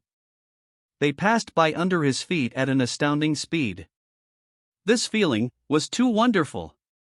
In the endless darkness, under the shimmering stars, the silver moon hung in the sky. Dressed in white, Lin Xintong held onto Yi Yun, who was dressed in linen clothes. They slowly moved across the moon, flying to a distant location, leaving behind dreamlike shadows. Flying with Lin Xintong could only be described as shocking to Yi Yun. It was his first time flying in the sky with just flesh and bone. All humans dreamed of flying unaided. And it could be achieved by practicing martial arts. Yi Yun and Lin Xintong flew for about 2 hours. After it felt like they had traveled about 500 miles, Lin Xintong began descending with Yi Yun. They landed in a valley which was serene and cold. There were constant blasts of cold wind, making a person's hair stand on end. Lin Xintong let go of Yi Yun's hand and said, "We are here." With the softness in his hand gone, Yi Yun was nostalgic about it. But soon he was attracted by the huge valley in front of him. Yi Yun's eyelids twitched. He could hear the faint growls within the valley. It seemed like terrifying existences lurked within. Not only that, the heaven-earth yuan qi was very dense, but it gave him an uncomfortable feeling. Something seemed sinister. Lin Xintong said, "This is the Desolate Man Valley. It's a huge canyon within the cloud wilderness. This canyon stretches out 10,000 miles and is connected to a desolate open grounds in the north." The desolate open grounds that Lin Xintong mentioned was the north border of the cloud wilderness. Although the word border is used, it is not the end of the cloud wilderness. The desolate open grounds were much bigger than the cloud wilderness. There were all sorts of strong primordial desolate beasts within it. It was beyond the control of the Tai divine kingdom. There was usually not a single soul in the desolate open grounds because even human lords would not dare to rashly enter. Lin Xintong said, "The desolate human valley's edges are infested with fierce beasts. Can you feel the heaven-earth yuan qi here? This heaven-earth yuan qi can give humans discomfort. This heaven-earth yuan qi is also known as power of desolates. It is what desolate and fierce beasts like the most. Desolate human valley, where fierce beasts lie dormant. Yi Yun's eyebrows twitched. He never expected Lin Xintong to bring him to such a place. The Cloud Wilderness had desolate lands and wonderlands. Desolate lands were filled with the power of desolates and was where desolate beasts gathered. And wonderlands were filled with spiritual power, so humans preferred wonderlands. The wonderlands and desolate lands were arranged in a mixed fashion, and together they formed the vast Cloud Wilderness. This was Yi Yun's first time stepping into the territories of desolate beasts. In the past, when he was riding a near-horned beast to travel to and from between the Lian and Tao tribal clan, the Jin Longwei had avoided the desolate lands and chosen neutral paths that were neither desolate lands or wonderlands. Heaven Earth Yuan Qi. Power of desolates, Yi Yun whispered it in his heart. He had a spiritual connection with the purple crystal within his heart. With a heartbeat, the purple crystal pulsated, creating a tiny whirlpool. The power of desolates that entered Yi Yun's body was absorbed and slowly turned into pure energy. When this energy entered Yi Yun's body, the discomfort had already disappeared. As such, Yi Yun felt there was no difference between desolate lands and wonderlands. The purple crystal sure is an absolute treasure. Yi Yun had mixed feelings. He had learned another thing about the purple crystal. The purple crystal had the highest level of manipulation of energy. It was a divine artifact of energy. It seemed like no form of energy could escape the grasp of the purple crystal. When the power of desolates within Yi Yun's body got absorbed by the purple crystal, Lin Xintong seemed to have noticed something and looked surprisingly at Yi Yun. What? Yi Yun touched his head. He was shocked because Lin Xintong had keen senses. When he absorbed the power of desolates, it had probably caused some changes that Lin Xintong detected. Lin Xintong did not find anything wrong with Yi Yun's body, and felt it was a mistake. She shook her head with curiosity and said, "Nothing. I'll be returning to my family clan one of these days." Oh? Yi Yun was slightly stunned. Suddenly hearing that he was to separate from Lin Xintong made him reluctant. With a beauty by his side, it was a great joy. Besides, Lin Xintong was able to make his strength increase by leaps and bounds. Didn't you say you were waiting for your master? I cannot wait. Lin Xintong shook her head. My family has something going on that needs me to return. Besides, the level of the mystic realm my master went to seems to have exceeded his expectations. He has notified me that he would spend a year or even more to explore the mystic realm. Hearing Lin Xintong's words, Yi Yun was stunned. It took a year or more to explore a mystic realm. Lin Xintong noticed Yi Yun's surprise and said, "Exploring for a year isn't considered long. Some mystic realms are an independent world. They might be so vast that they were bigger than the Cloud Wilderness. Traversing through such a realm will need a long time. Besides, the mystic realm is sealed by an esoteric array.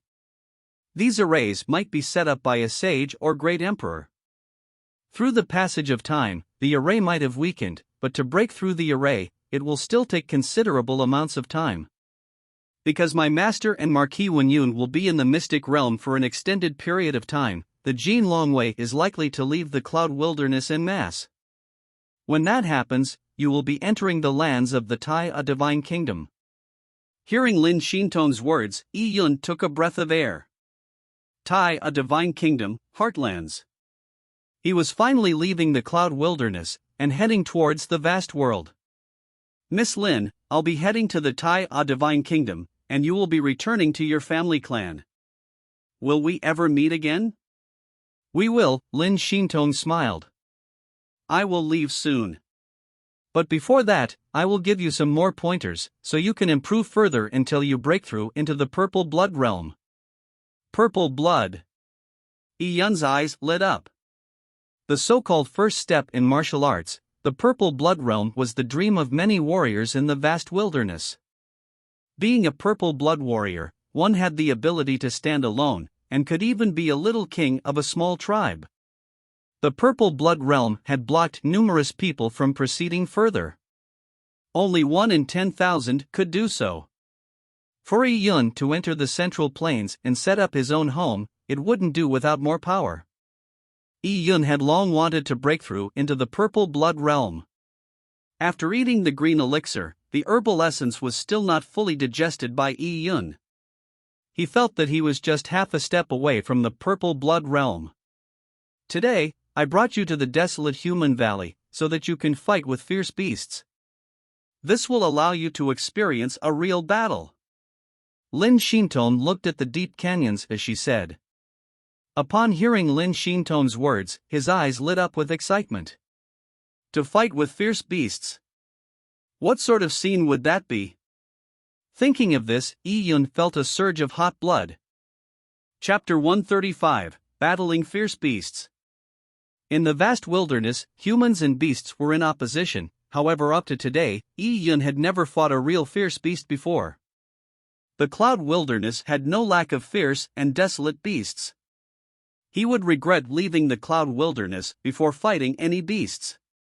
The fierce beasts you kill shall be refined by me into fierce beast relics. After eating the fierce beast relics, together with the herbal essence of the green elixirs, it will help you break through to the Purple Blood Realm. Lin Xintong spared no effort in helping Yi Yun. She had also given him the green elixirs in the past, so all this kindness made Yi Yun feel sorry. Miss Lin, why are you helping me? Lin Xintong hesitated slightly and said, since you want to know, there's no harm telling you. When I was born, my family determined that I was born with Yin meridians. I will eventually hit a bottleneck in my cultivation. Due to the Yin meridians, I will never be able to get past this bottleneck. Oh? Yi Yun was shocked. He had never heard of Yin meridians before. Yin meridians are also known as terminated meridians. There is almost no way of joining them up. But strangely, when I make contact with your body, I would occasionally feel my meridians activate. I have found a glimmer of hope for my terminated meridians on your body. Although tiny, it is better than none. Maybe, when you go further and grow stronger, this hope will become larger. When Lin Xintong said those words, her expression turned forlorn. She raised her head, looked at the limitless star-filled sky and gave a faint sigh. Yi Yun was stunned. Lin Xintong was actually burdened with terminated meridians? Although Yi Yun did not understand a lot, but he could guess from the word terminated what it meant. He associated the crossing of palms with Lin Xintong the night before. Lin Xintong had mentioned a secret of hers, so it was most likely this. Yi Yun found it incredible to imagine.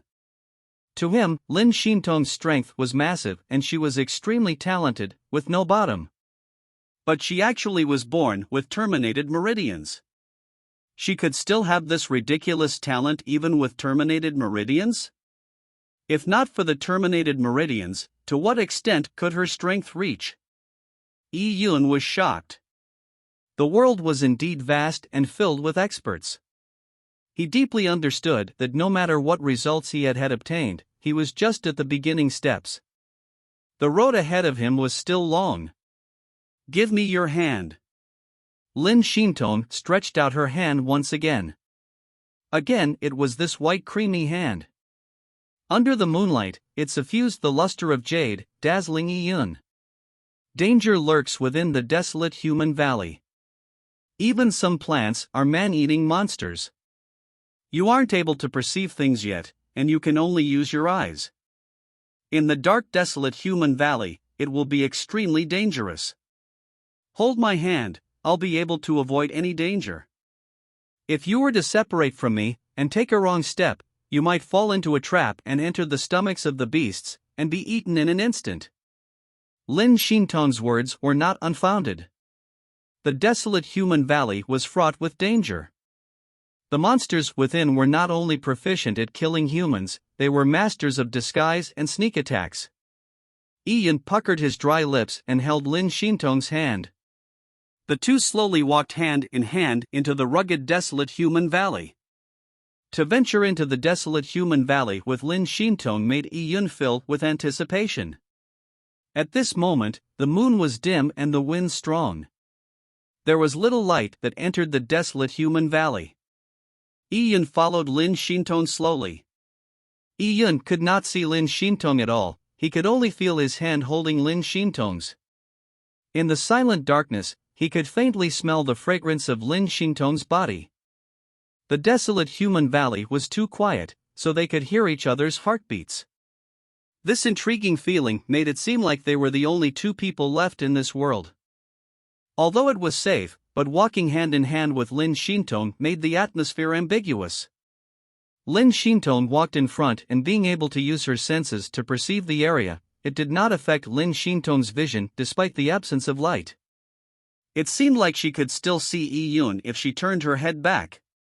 In fact, Lin Xintong had to admit that she was very willing to make contact with Yun. Holding Yun's hands made her especially comfortable. Lin Xintong was born with Yin meridians, so her body was cold like water. As for Yun's physique, it was hot. In Yun's meridians, it seemed like there was a constant flow of hot energy. This flowed through their skin and nourished Lin Xintong's body. It made her extremely comfortable. There were even times when Lin Xintong's closed-off meridians would have some tiny changes because of Yun. This tiny change infatuated Lin Xintong.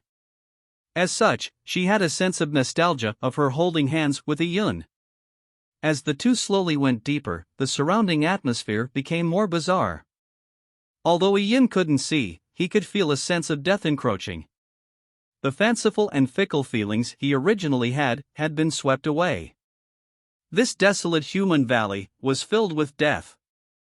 In here, he had to be on high alert as death was at every turn. If one did not stay vigilant, one could die in an instant. Although Lin Xintong was protecting him, he wanted to make this fight a life and death experience. Such opportunities were rare. Yun felt that they were descending. It was as if they were entering an underground cave. Slowly, Yun saw some light. This light was from fluorescent minerals. These shiny fluorescent minerals littered the walls of the canyon. As such, Yun slowly regained his vision. He could see that there were plants of immense sizes within the rugged canyon. These plants were like boulders, but there were exceptions. Some plants had bright and extravagant flowers. The flowers dripped blood because the edges of the flowers were lined with zigzag teeth. It was like a huge mouth. There was also a mushroom that looked to be about 2 to 3 feet tall. It was like a giant umbrella. It shimmered and released a particular fragrance. Under the mushroom cap, one could see the bones of animals. It's the man-eating plants and the killing mushrooms. The man-eating plants eat people, while the killing mushroom's fragrance is poisonous. The moment its spores enter your body, it will grow into a new mushroom. Those bones you see are a result of that. As Lin Xintong said, her body emitted a purple electric current.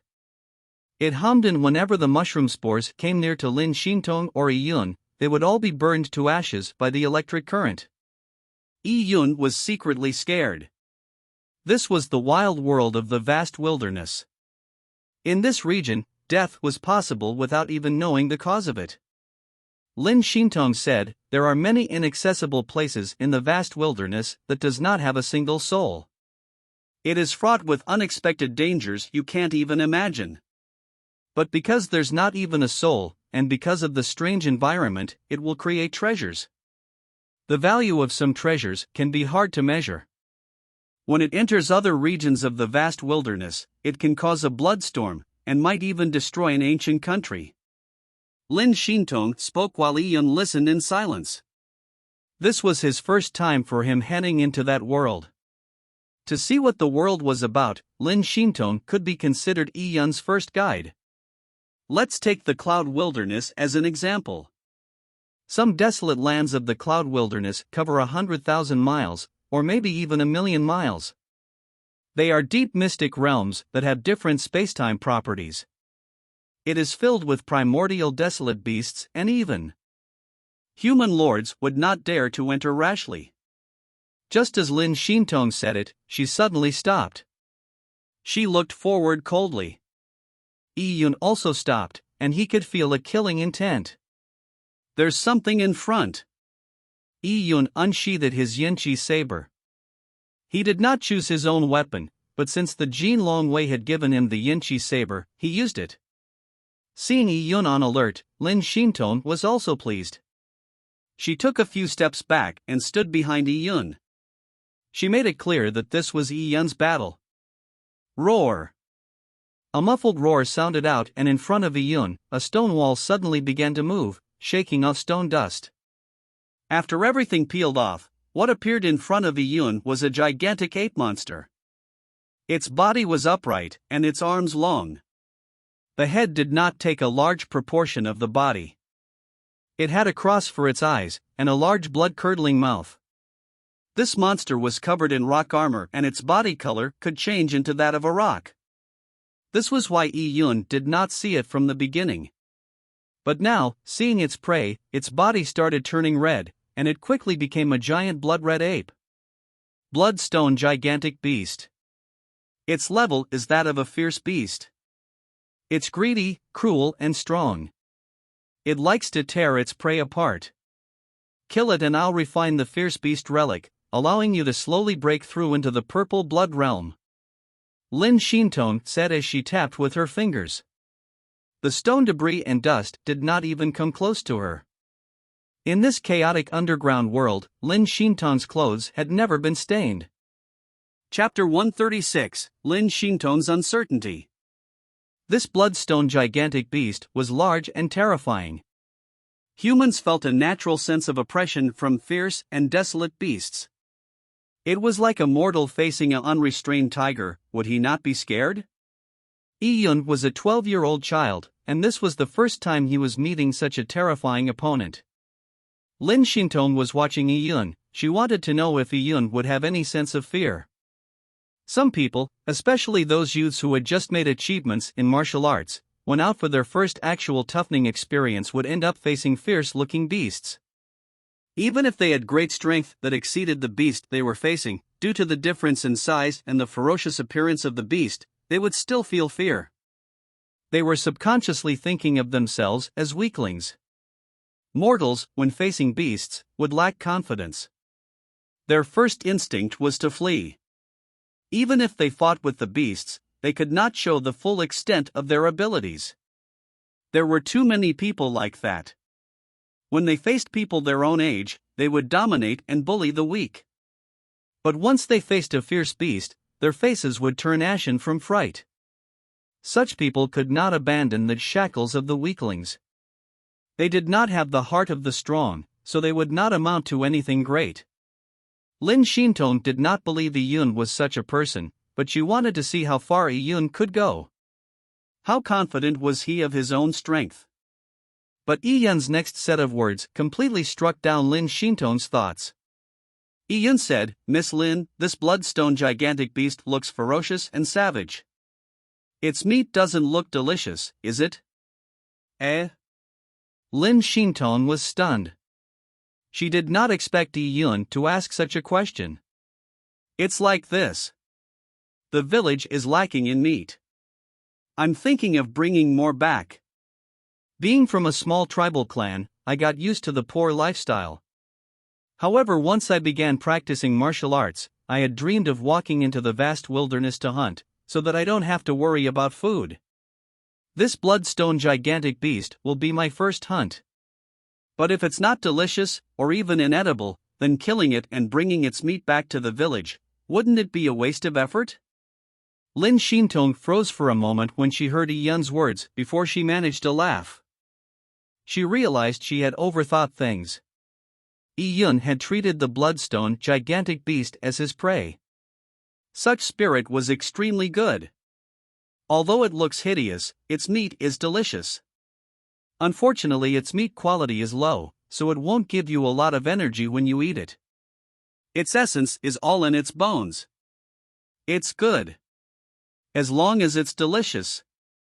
Yun did not care. After all, to be able to eat meat, the Lien tribal clan did not care. While Yun and Lin Shinton were exchanging their conversations, the bloodstone gigantic beast went into a rage. It felt like it had been belittled by the two tiny humans. It roared and its huge body charged forwards. It stretched out its steel fork-like claws and scratched towards Yun. Yun caught a glimpse of the beast charging at him from the corner of his eyes. His body slightly moved like a feather that was blown up. Ka-cha! The ground that was beneath Yun's feet was crushed by the bloodstone gigantic beast's claws. But Yun had flown up as a reaction to the attack. It was as if the claw wind had sent him flying. Yun had already perfectly mastered the minute subtlety technique. Clang! The Yenchi saber was unsheathed and Yun's legs landed on the huge arms of the bloodstone gigantic beast. He rushed forward while running up the arm. Bloodstone gigantic beast was frightened and opened its big mouth. Its blood-red tongue shot out like a javelin. The bloodstone gigantic beast's tongue was barbed and could pierce through steel plates. If it hit a person, they would turn into a meat skewer. The red tongue's attack speed was extremely fast. Yun constricted his pupils, and just as the tongue was about to pierce his chest, his body turned sideways. He carried on charging while sticking by the side of the tongue. The forceful strike by the tongue not only did not obstruct Yenchi's saber, it even gave Yun the chance to borrow the force to increase his speed. In a blink of an eye, he was at the bloodstone gigantic beast's head, and with a swash of his Yenchi saber, he stabbed the cross-shaped eyes of the bloodstone gigantic beast. Roar! The bloodstone gigantic beast gave up an earth-shattering cry. It opened its mouth to bite Yun, but this attack did not change its fate. With a jump, Yun struck with the Yenchi saber. Pwah! Blood splattered as the Yenchi saber pierced the bloodstone gigantic beast's eye all the way into the brain. Yun's amazing physical strength had all been injected into that strike, allowing the Yenchi saber to completely pierce the bloodstone gigantic beast's head with no resistance, shredding its skull. The bloodstone gigantic beast screamed loudly and then it stopped. Its body violently convulsed. Finally, as it struggled, it collapsed to the ground with a splash and laid motionless. In the time needed for 2 breaths, Yun had killed a bloodstone gigantic beast. His attacks were clean and decisive. Yun did not use any special moves, he had simply dodged twice and a straight pierce. These 2 dodges were the embodiment of the minute subtlety technique. His pierce had used the fist move of the dragon rib tiger bone fist, dragon rises from the sea. Using the saber as a fist, Yun had honed his control of the dragon rib tiger bone fist to perfection. From the beginning to the end, Yun did not make any unnecessary moves. It could be said to be impeccable. Using the weapon for the first time, you can actually use the dragon rises from the sea move, not bad. Your understanding of dragon rib tiger bone fist is very deep, and you can use it flexibly. This perceptivity is extremely good. Lin Shinton was not stingy with her praise. Yun shyly said, "Actually, all the credit goes to Miss Lin's notes. They taught me not to be restricted to the moves, and to forget all the fist moves of the dragon rib tiger bone fist, digesting it to make it mine." Yun did not know any saber techniques, so he could only use his fist technique as a saber technique. This was all very natural. Yes. The dragon rib tiger bone fist is actually most suitable for a sword. A saber tends to slash more. In the future you should try even more weapons. In this world, there are many warriors who are not limited by weapons. Not only can they forget the moves, they can even forget the weapon. They can use the soul of weapons and command it, allowing them to fully use it. They can make the weapons part of their body. Lin Shinton's understanding of martial arts were far greater than most people, hence with a few words, Yun was inspired. Weapons can be forgotten? Allowing them to fully use it? Then Miss Lin Yun looked at the frostwater sword by Lin Shinton's shoulders. Lin Shintong smiled. I use a sword because of my blood lineage, heart of the sword. That is another level unto itself. The current you can ignore it. I'll refine a fierce beast relic for you today. Just watch. Saying that, a flash appeared from Lin Shintong's wrist. A 3-foot bronze disc flew out and spun in the air. It quickly became bigger and many runes flew around the disc. Yi Yun watched unblinking. He had previously heard of Desolate Heaven Masters, and today he could see one refining a beast relic for the first time. Lin Shintong was not only talented in martial arts, she was also a Desolate Heaven Master. Yi Yun had mixed emotions. She was 17 years old, and in comparison, he was nothing. If Shang Tan were to evaluate Lin Shintong's talent, what rank would she be? Earth rank? Which is a youth sage. The Taya Divine Kingdom's founding emperor was a sage. One step higher was the Great Emperor. What sort of concept was that? Yi Yun did not know. While Yi Yun began to make blind and disorderly conjectures, the huge bloodstone gigantic beast was being absorbed by the disc. What he saw next surprised him. He found in surprise that under the bronze disc, many points of light appeared from the bloodstone gigantic beast's body. These lights were a pale shade of red. Yi Yun felt their shapes were similar to the light dots the purple crystal could absorb. This. Yi Yun was stunned. He stared at Lin Shintong as she made many gestures to start a sealing process. Runes after runes were sent by her into the disc. And these runes were used to control those light dots. These light dots were of course energy. The level of Lin Shintong's Desolate Heaven technique made it difficult for her to control the light dots. In fact, Yi Yun could see that Lin Shintong could only control about 60% of the light dots. The rest were slowly escaping into the surroundings. Yi Yun suddenly had a thought. He tried to interface with the purple crystal in his heart. And soon his spiritual force was released, and he found that he could control those light dots easily like normal. If he wanted, he could even absorb all those light dots Lin Shintong had gathered. Yi Yun did not do so. Instead, he collected the light dots together. It was as if the light dots had received a command and proceeded towards Lin Shintong. Suddenly, Lin Shintong's array became shiny. Lin Shintong's eyes flashed. Why was it so easy to refine the fierce beast relic today? Controlling the energy with the fierce beast bones was as easy as lifting a finger. When Desolate Heaven Masters refine beast bones, there will be a loss in energy. Lin Shintong was still not accomplished in the Desolate Heaven technique, so when she refined fierce beast relics, she would lose about 40% of the energy. But today, Lin Shintong felt that she did not even lose more than 5% of the energy while refining. What had happened? Chapter 137, If I Were to Become a Desolate Heaven Master. Lin Shintong knew she did not have any epiphany or breakthrough. It must have been some sort of accident or stroke of good luck. For a Desolate Heaven Master, there were times when things went great, resulting in the refinement of an exquisite relic. Hence, it was not odd, but today felt different. Although she was disconcerted, it did not affect Lin Shintong's hand movements. Her seals became faster as finger shadows were formed. Yi Yun looked intently as his eyes followed the light dots. As long as he willed it, he could control the movement of the light dots. It was a lovely feeling for Yi Yun. He understood that a Desolate Heaven Master had the ability to gather the energy within fierce and desolate beasts' bones.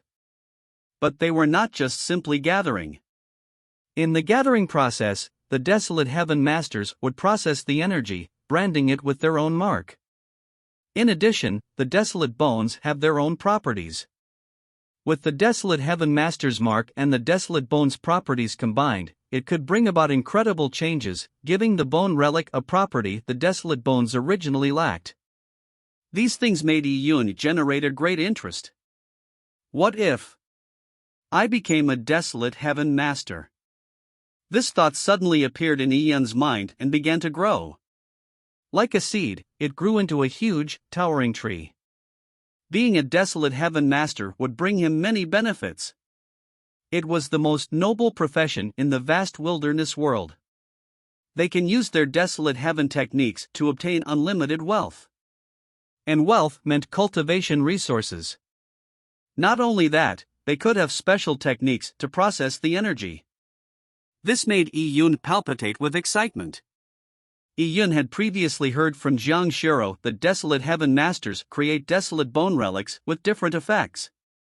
Some were used to heal, some were used to increase cultivation, some were used to break through a bottleneck, and some were used to increase perceptivity. There were specializations within the technique. The purple crystal origins could only absorb pure energy, but it could not change the properties of the energy.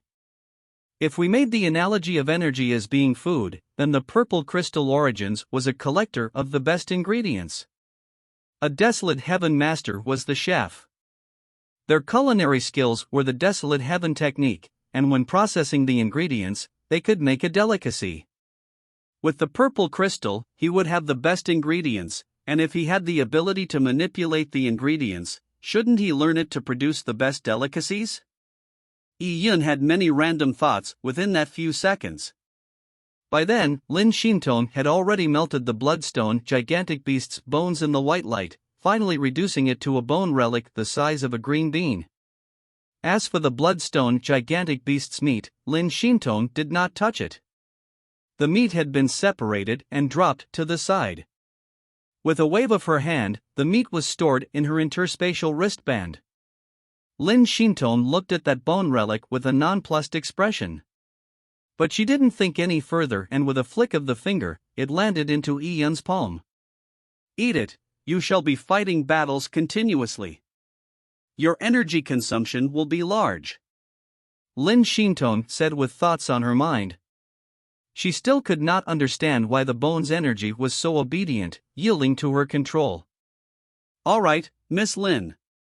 Yi Yun took the fierce beast relic and threw it into his mouth like a peanut. After chewing a few times, he swallowed it. The fierce beast relic's taste was like an alcoholic sweet.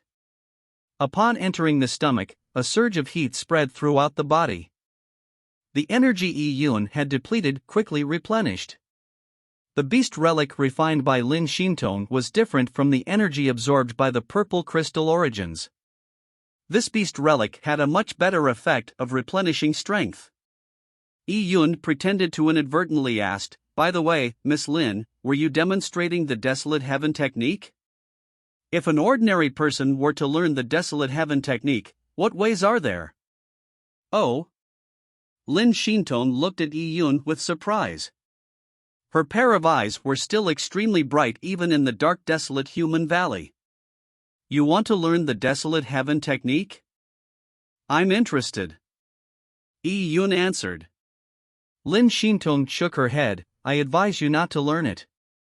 When you begin learning, you will need a large amount of beast bones to practice, and a lot of the energy will be wasted. This will spend a large amount of resources, and you will need a good teacher to correct your methods, control of the energy. There are also many complicated changes involved too. It's too difficult. So, desolate heaven masters mostly come from wealthy entities, such as a big family clan or a large sect. Also, besides the large amount of resources needed, students of the desolate heaven technique need to have talent in controlling energy. Such people have a strong soul and have a natural affinity with heaven-earth energy. There aren't many people who can do that. The chance is less than 1 in a million. After Lin Shintong said so much, Yi Yun nodded his head and said, I see. I understand what Miss Lin is saying. Yes. Lin Shintong nodded. It's good you understand. I can tell that you have great perceptivity towards martial arts. I want to prevent you from detours, wasting your own time. Learning the desolate heaven technique is extremely consuming. Lin Shintong said all those words to dispel any of Yi Yun's unrealistic expectations. But before she could finish her words, Yi Yun had already expressed his conclusion. I still want to learn. Lin Shintong was speechless. Many warriors would be moved when they see the process of Desolate Heaven Master refining desolate bones. After all, both the Desolate Heaven Master's position and wealth was something warriors could not compare with. However, after these people attempted it, they would mostly waste their time, energy, and wealth. It wasn't worth it.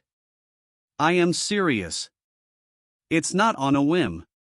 Yi-Yun looked at Lin Shintong. Under the fluorescent mineral's light, their eyes were 3 feet apart as they looked at each other. Lin Shintong knitted her eyebrows. She knew Yi-Yun. In the first round of the kingdom's selection, in the test of spirit, Yi-Yun had taken first place, so Lin Shintong knew Yi-Yun was a person with spirit. These people would not rashly come to a decision, but once they had decided upon it, they would acknowledge their target and overcome all difficulties. However, a great spirit did not mean that they had no failures. Lin Shintong looked at Yi-Yun with an incomprehensible look. You seem to have really made up your mind. You will not give up even at the risk of wasting your time and resources? Yes, Yi-Yun nodded. All right then.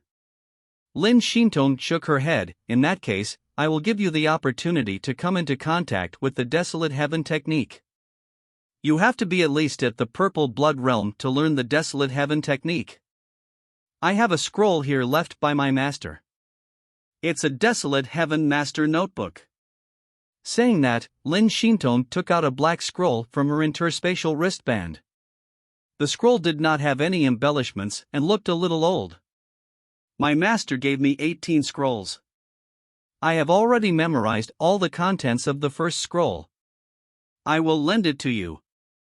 In 2 years, if you can understand anything from that notebook, learning the most basic hand seals and energy control, then I will aid you in learning the Desolate Heaven technique. If not, you will have to return the notebook to me. Su Jie may be an unscrupulous old man who was stingy and greedy, but his Desolate Heaven technique was exceptional. He was definitely at a master level. It was obvious the Desolate Heaven Master notebook left behind by Su Jie was worth a lot. Yi-Yun looked at the scroll with mixed feelings. He stayed silent for a while before solemnly saying, Miss Lin's kindness, I will take to heart. In the future, even if there was the tiniest possibility that I can join up Miss Lin's terminated meridians, I will do it at all expenses.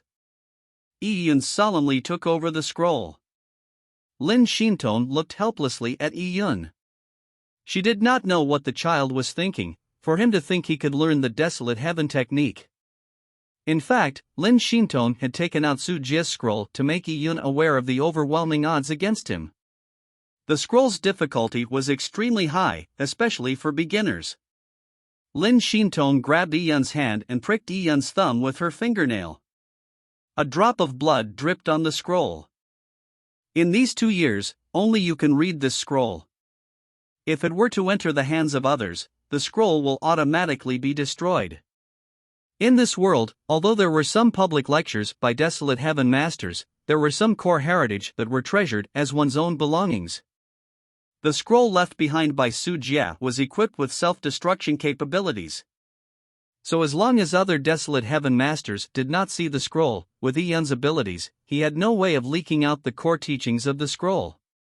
Because he would not even understand it, so he would not be able to relate it.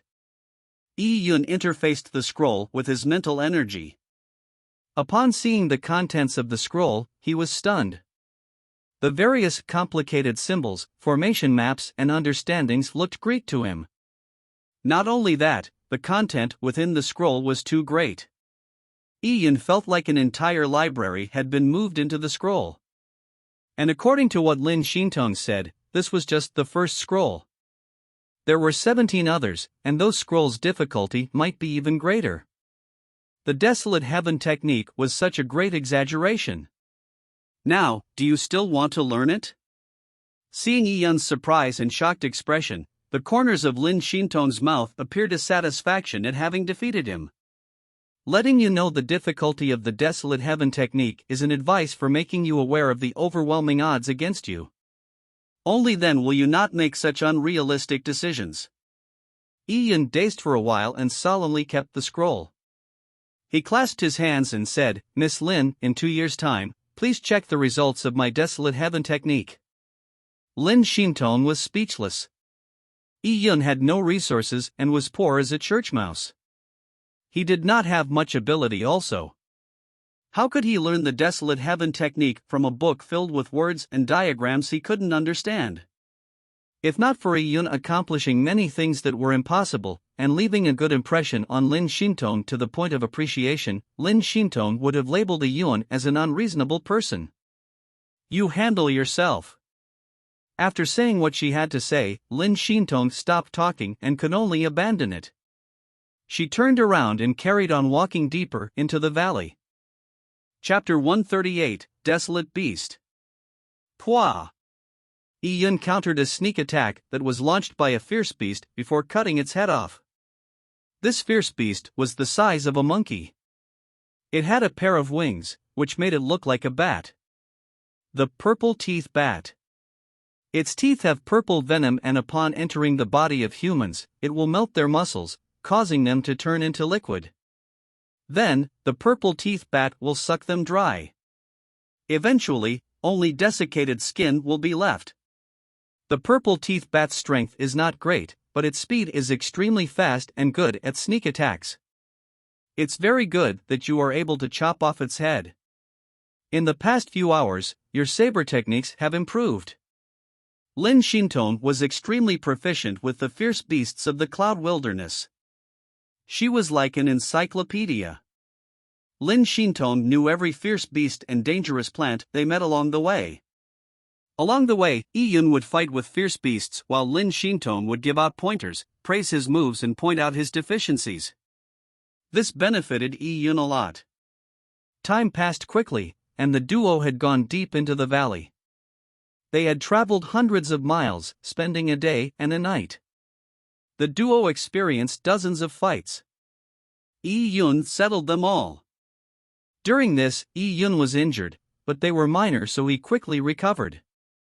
If they were hungry, they would cook their meals on the spot. Roasting meat, steaming rice, and brewing soup. Although Lin Xintong was not a pursuer of good food, the food made by Yi Yun was still salivating. Being away from home for a long time did not make Yi Yun worried. The Lian tribal clan was being taken care of by the Jin Longwei, and no one dared to touch Jiang Xiao. After another day, it was late in the second night. Yi Yun had made great progress after continuous intense battles.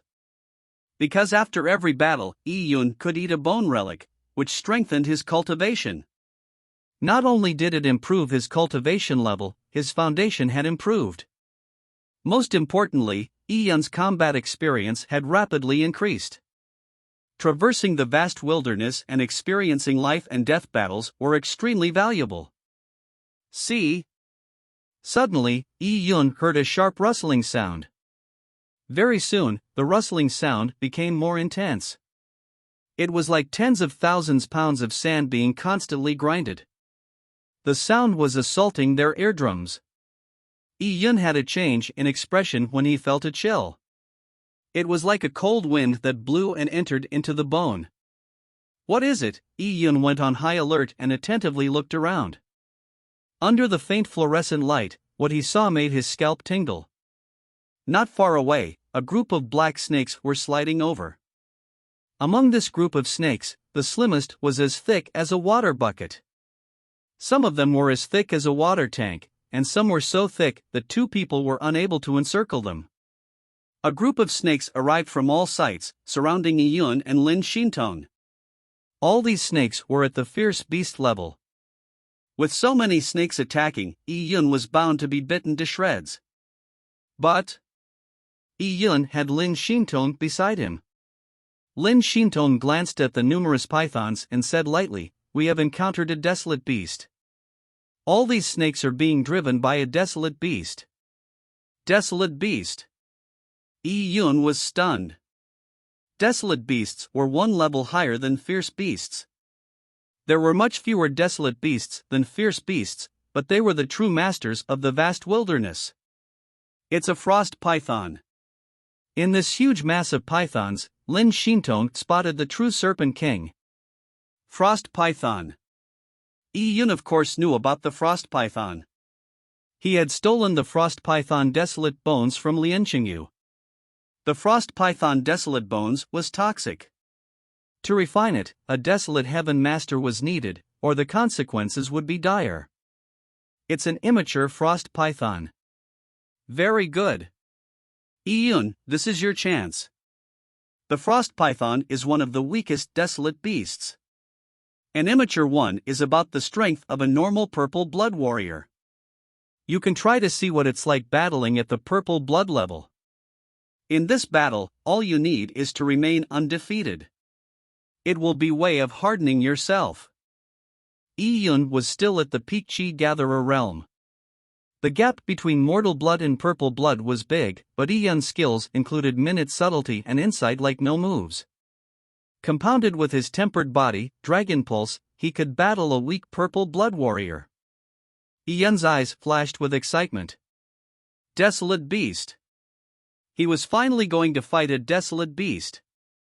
But with so many snakes. Just as Yiyun was thinking about it, Lin Xintong made a move. She unsheathed her frostwater sword and made a simple slash forward. This strike turned into a bluish-white sword chi. This sword chi was cold to the bone. It spread out like a water ripple and the water vapor in the air froze and the ground was lined with a layer of ice. At that moment, with Lin Xintong in the center, it was like a giant ice flower blooming.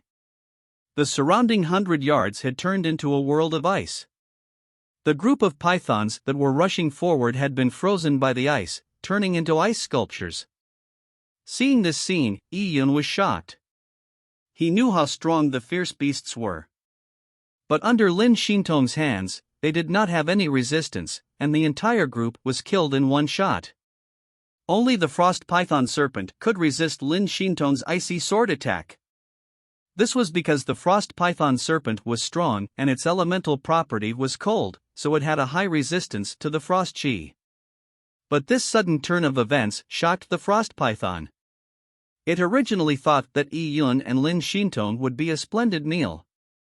Warriors with a certain strength were a good supplement for desolate beasts. Eating them would have aided in its growth, allowing it to mature sooner. As such, the frost python had sent all its pythons to attack the two, hoping to deplete their energy with its legion of pythons, but surprisingly, its python army was wiped out before they could even attack. The frost python had some intellect. It suddenly realized the strength of the young girl and was about to turn around and flee, but... Pa! Pa! Pa! Runes began to flash. These runes formed a barrier of light trapping the frost python, Yiyun and Lin Xintong within it. You can't escape. Lin Xintong said as she sheathed her frostwater sword. If you can win over that youth, I'll let you go. If you can't win, you will die. Oh? It can understand human speech? Seeing Lin Xintong speak to the frost python, Yiyun was surprised. It doesn't. But desolate beasts can feel the spirit waves of humans, so it can get the meaning. Lin Xintong was indeed correct. This frost python had identified its enemy. It stared at Yiyun and showed its black fangs. The frost python was not big. Among the group of pythons, its body was actually the smallest. Its body was the thickness of an adult's thigh, and was not longer than 3 feet. Yiyun stared at the frost python. Its every scale, and the texture on every scale, could be seen clearly by Yiyun. For the Tao tribal clan to be able to kill a frost python, it proved that the frost python was the weakest among the desolate beasts. This battle was just right for him. Lin Xintong stood on the side and watched with anticipation. She wanted to see the result of the battle between Yiyun and the frost python. Chapter 139, Purple Blood. Hiss. The frost python hissed and directly attacked Yiyun. A python's strangling strength is extremely frightening. An entire person can be twisted into noodles if they are wrapped by a python. Yiyun focused, and within his vision, he could see every move of the frost python clearly. He had to hit where it hurts. Aiming for the frost python's belly, the Yanqi saber in Yiyun's hand slashed forward. Roar! When Yun attacked, the shadows of a dragon and tiger appeared behind him. Manifestation of Yuan Qi. Dang! The Yanqi saber hit the frost python's scales, giving out a metallic ring. The frost python opened its jaws and spit a frost mist at Yun. The frost mist's speed was very fast and shot towards Yun like a sword. Yun grimaced as he quickly retreated. He swished and slashed the Yanqi saber in front of him, forming saber beams in front of him. This was actually a move of the 9 mysterious swords of heaven. Yun had used a saber as a sword. He emulated Lin Xintong and Tao Yunxiu's 9 mysterious swords of heaven and hacked away at the frost mist. Ka ka ka.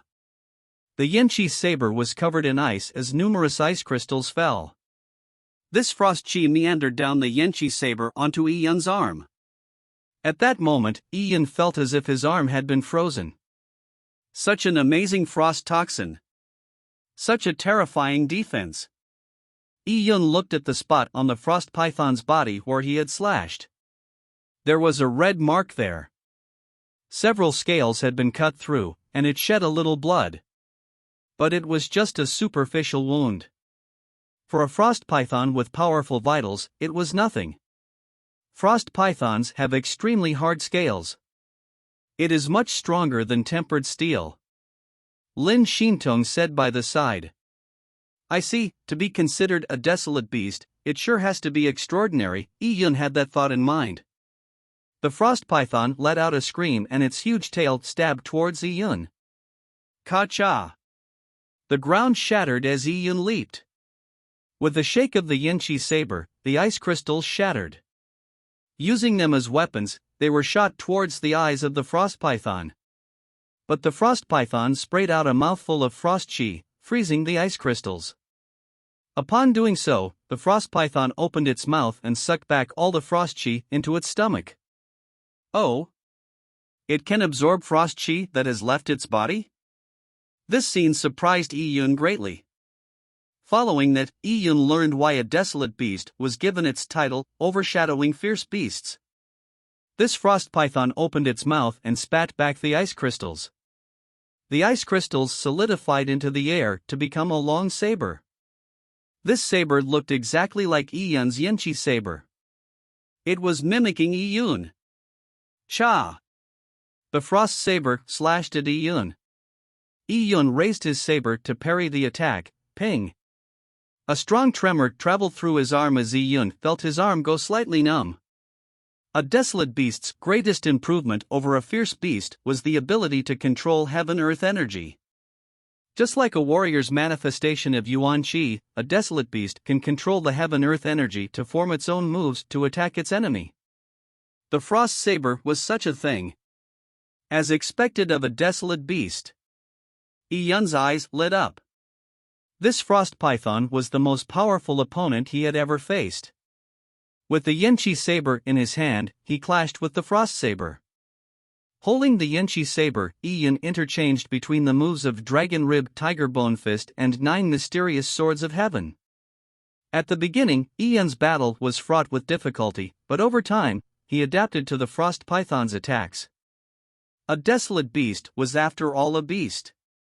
Although it had some intellect, it could not be compared to a human. Yun slowly saw through the frost python's attacks. It had great strength and speed, but its moves lacked a certain charm. Yun soon found his own rhythm and became more calm. He again demonstrated his minute subtlety movements. Occasionally he would move forward, sometimes back, sometimes soaring into the sky, sometimes flipping. While battling the frost python, Yun's movements became more adept. Very good. Again. Yun's eyes lit up. Battle was the best way of improving one's strength. It was not easy for Yun to meet such an equal opponent, so he had used this battle with the frost python as training. Just a bit more. The speed needs to be faster. Yun's was rapidly breathing, but slowly, his attacks reduced, and he dodged more of the frost python's attacks.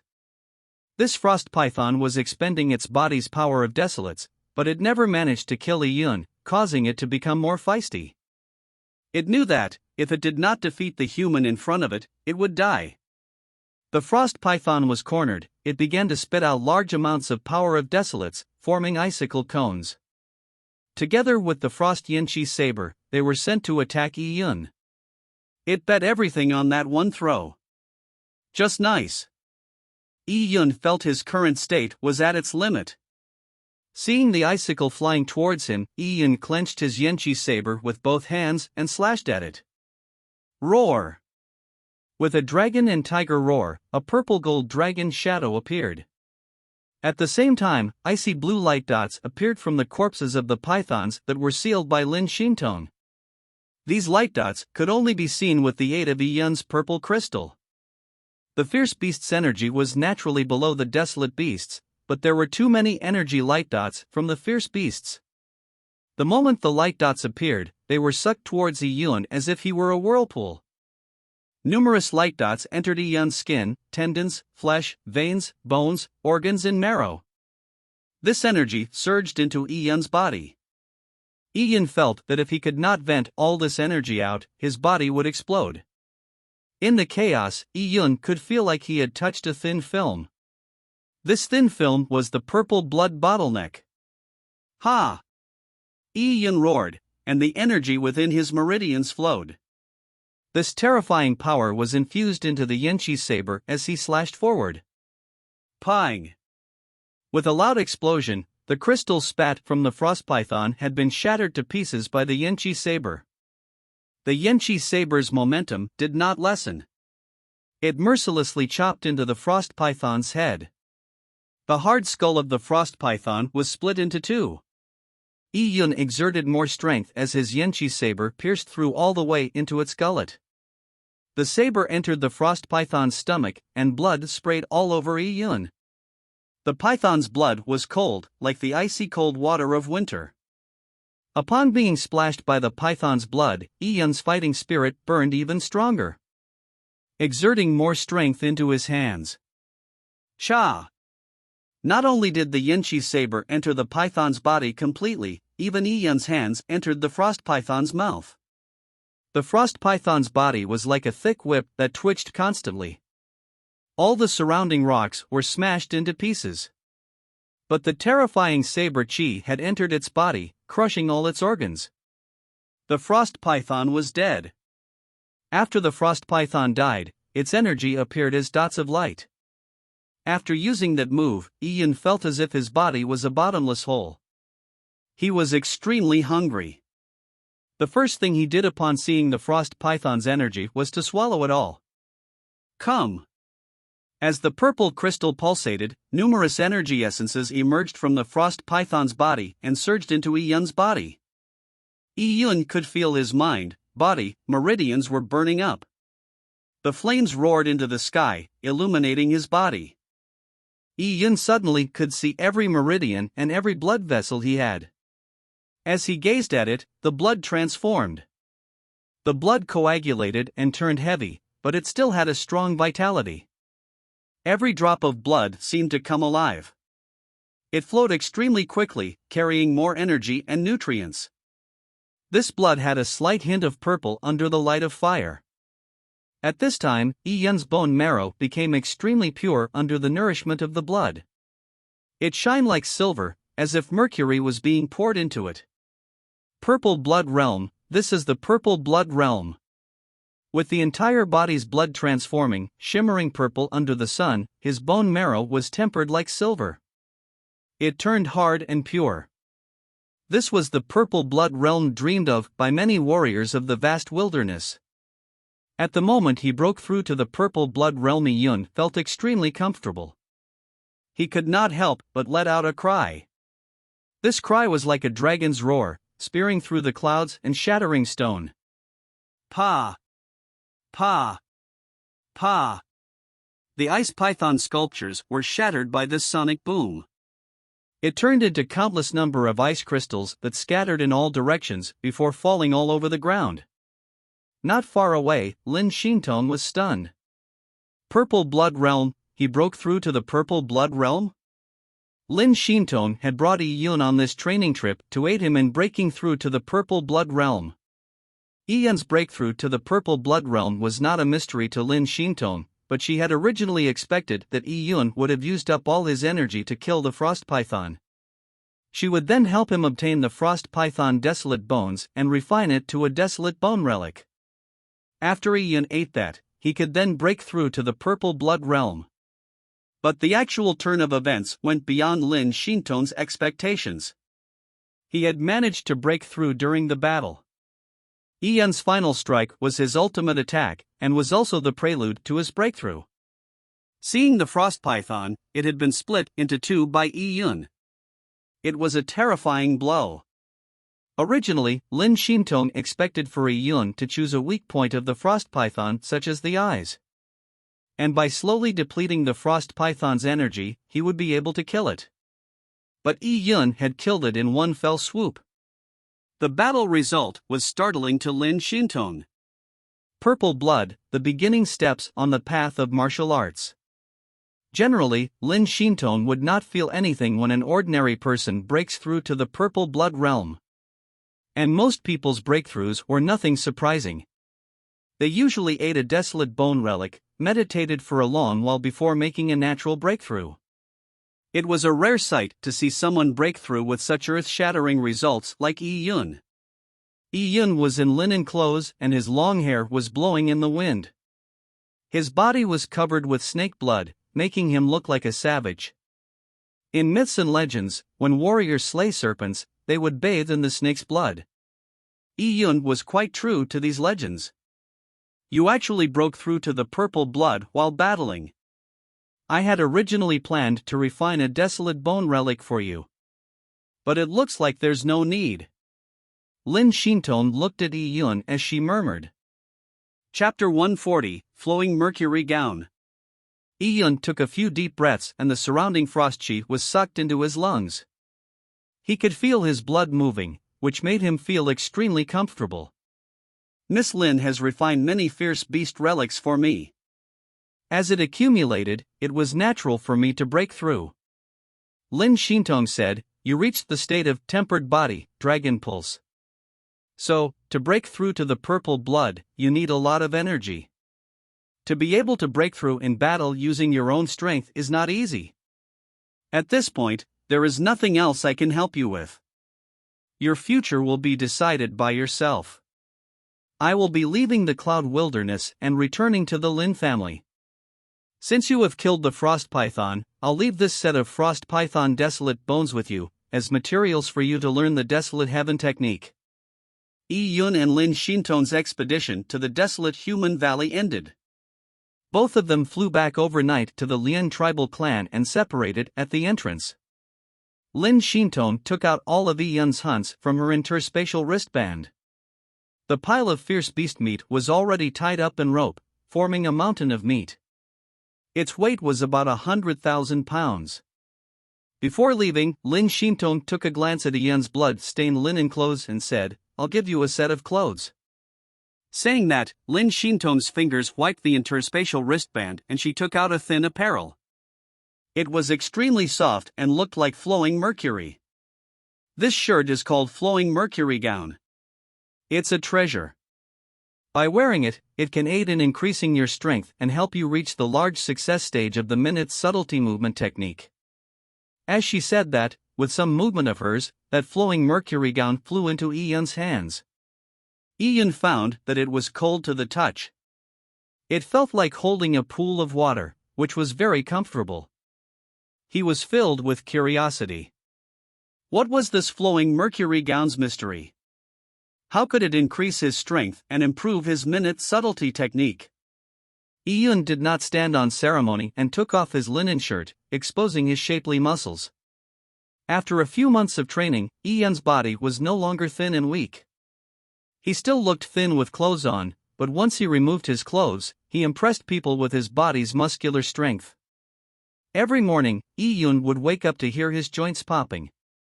This proved that his body was growing very quickly. Wearing the flowing mercury gown, Yi-Yun found it slick and cold. It was very comfortable. It's really made of good material. This flowing mercury gown must cost a fortune. As Iyun thought about it, his face stiffened. Oh? Something is wrong. Iyun was surprised to find the flowing mercury gown growing tighter. It binded his muscles to the point of feeling pain. Not only that, a huge force was pressed on his body, pushing him down to the ground. So heavy. Iyun grimaced. What sort of gown was this? It looked weightless like the wings of a cicada, yet its weight was at least more than 60,000 pounds, and Iyun felt that the weight increasing. Not only that, this robe seemed to have extremely strong elasticity. It completely restricted Iyun's muscles, causing Iyun to use great effort to move. Even walking was physically exhausting while wearing this set of clothes. What's more, boxing would be even worse. This flowing mercury gown is a treasure made by my Lin family.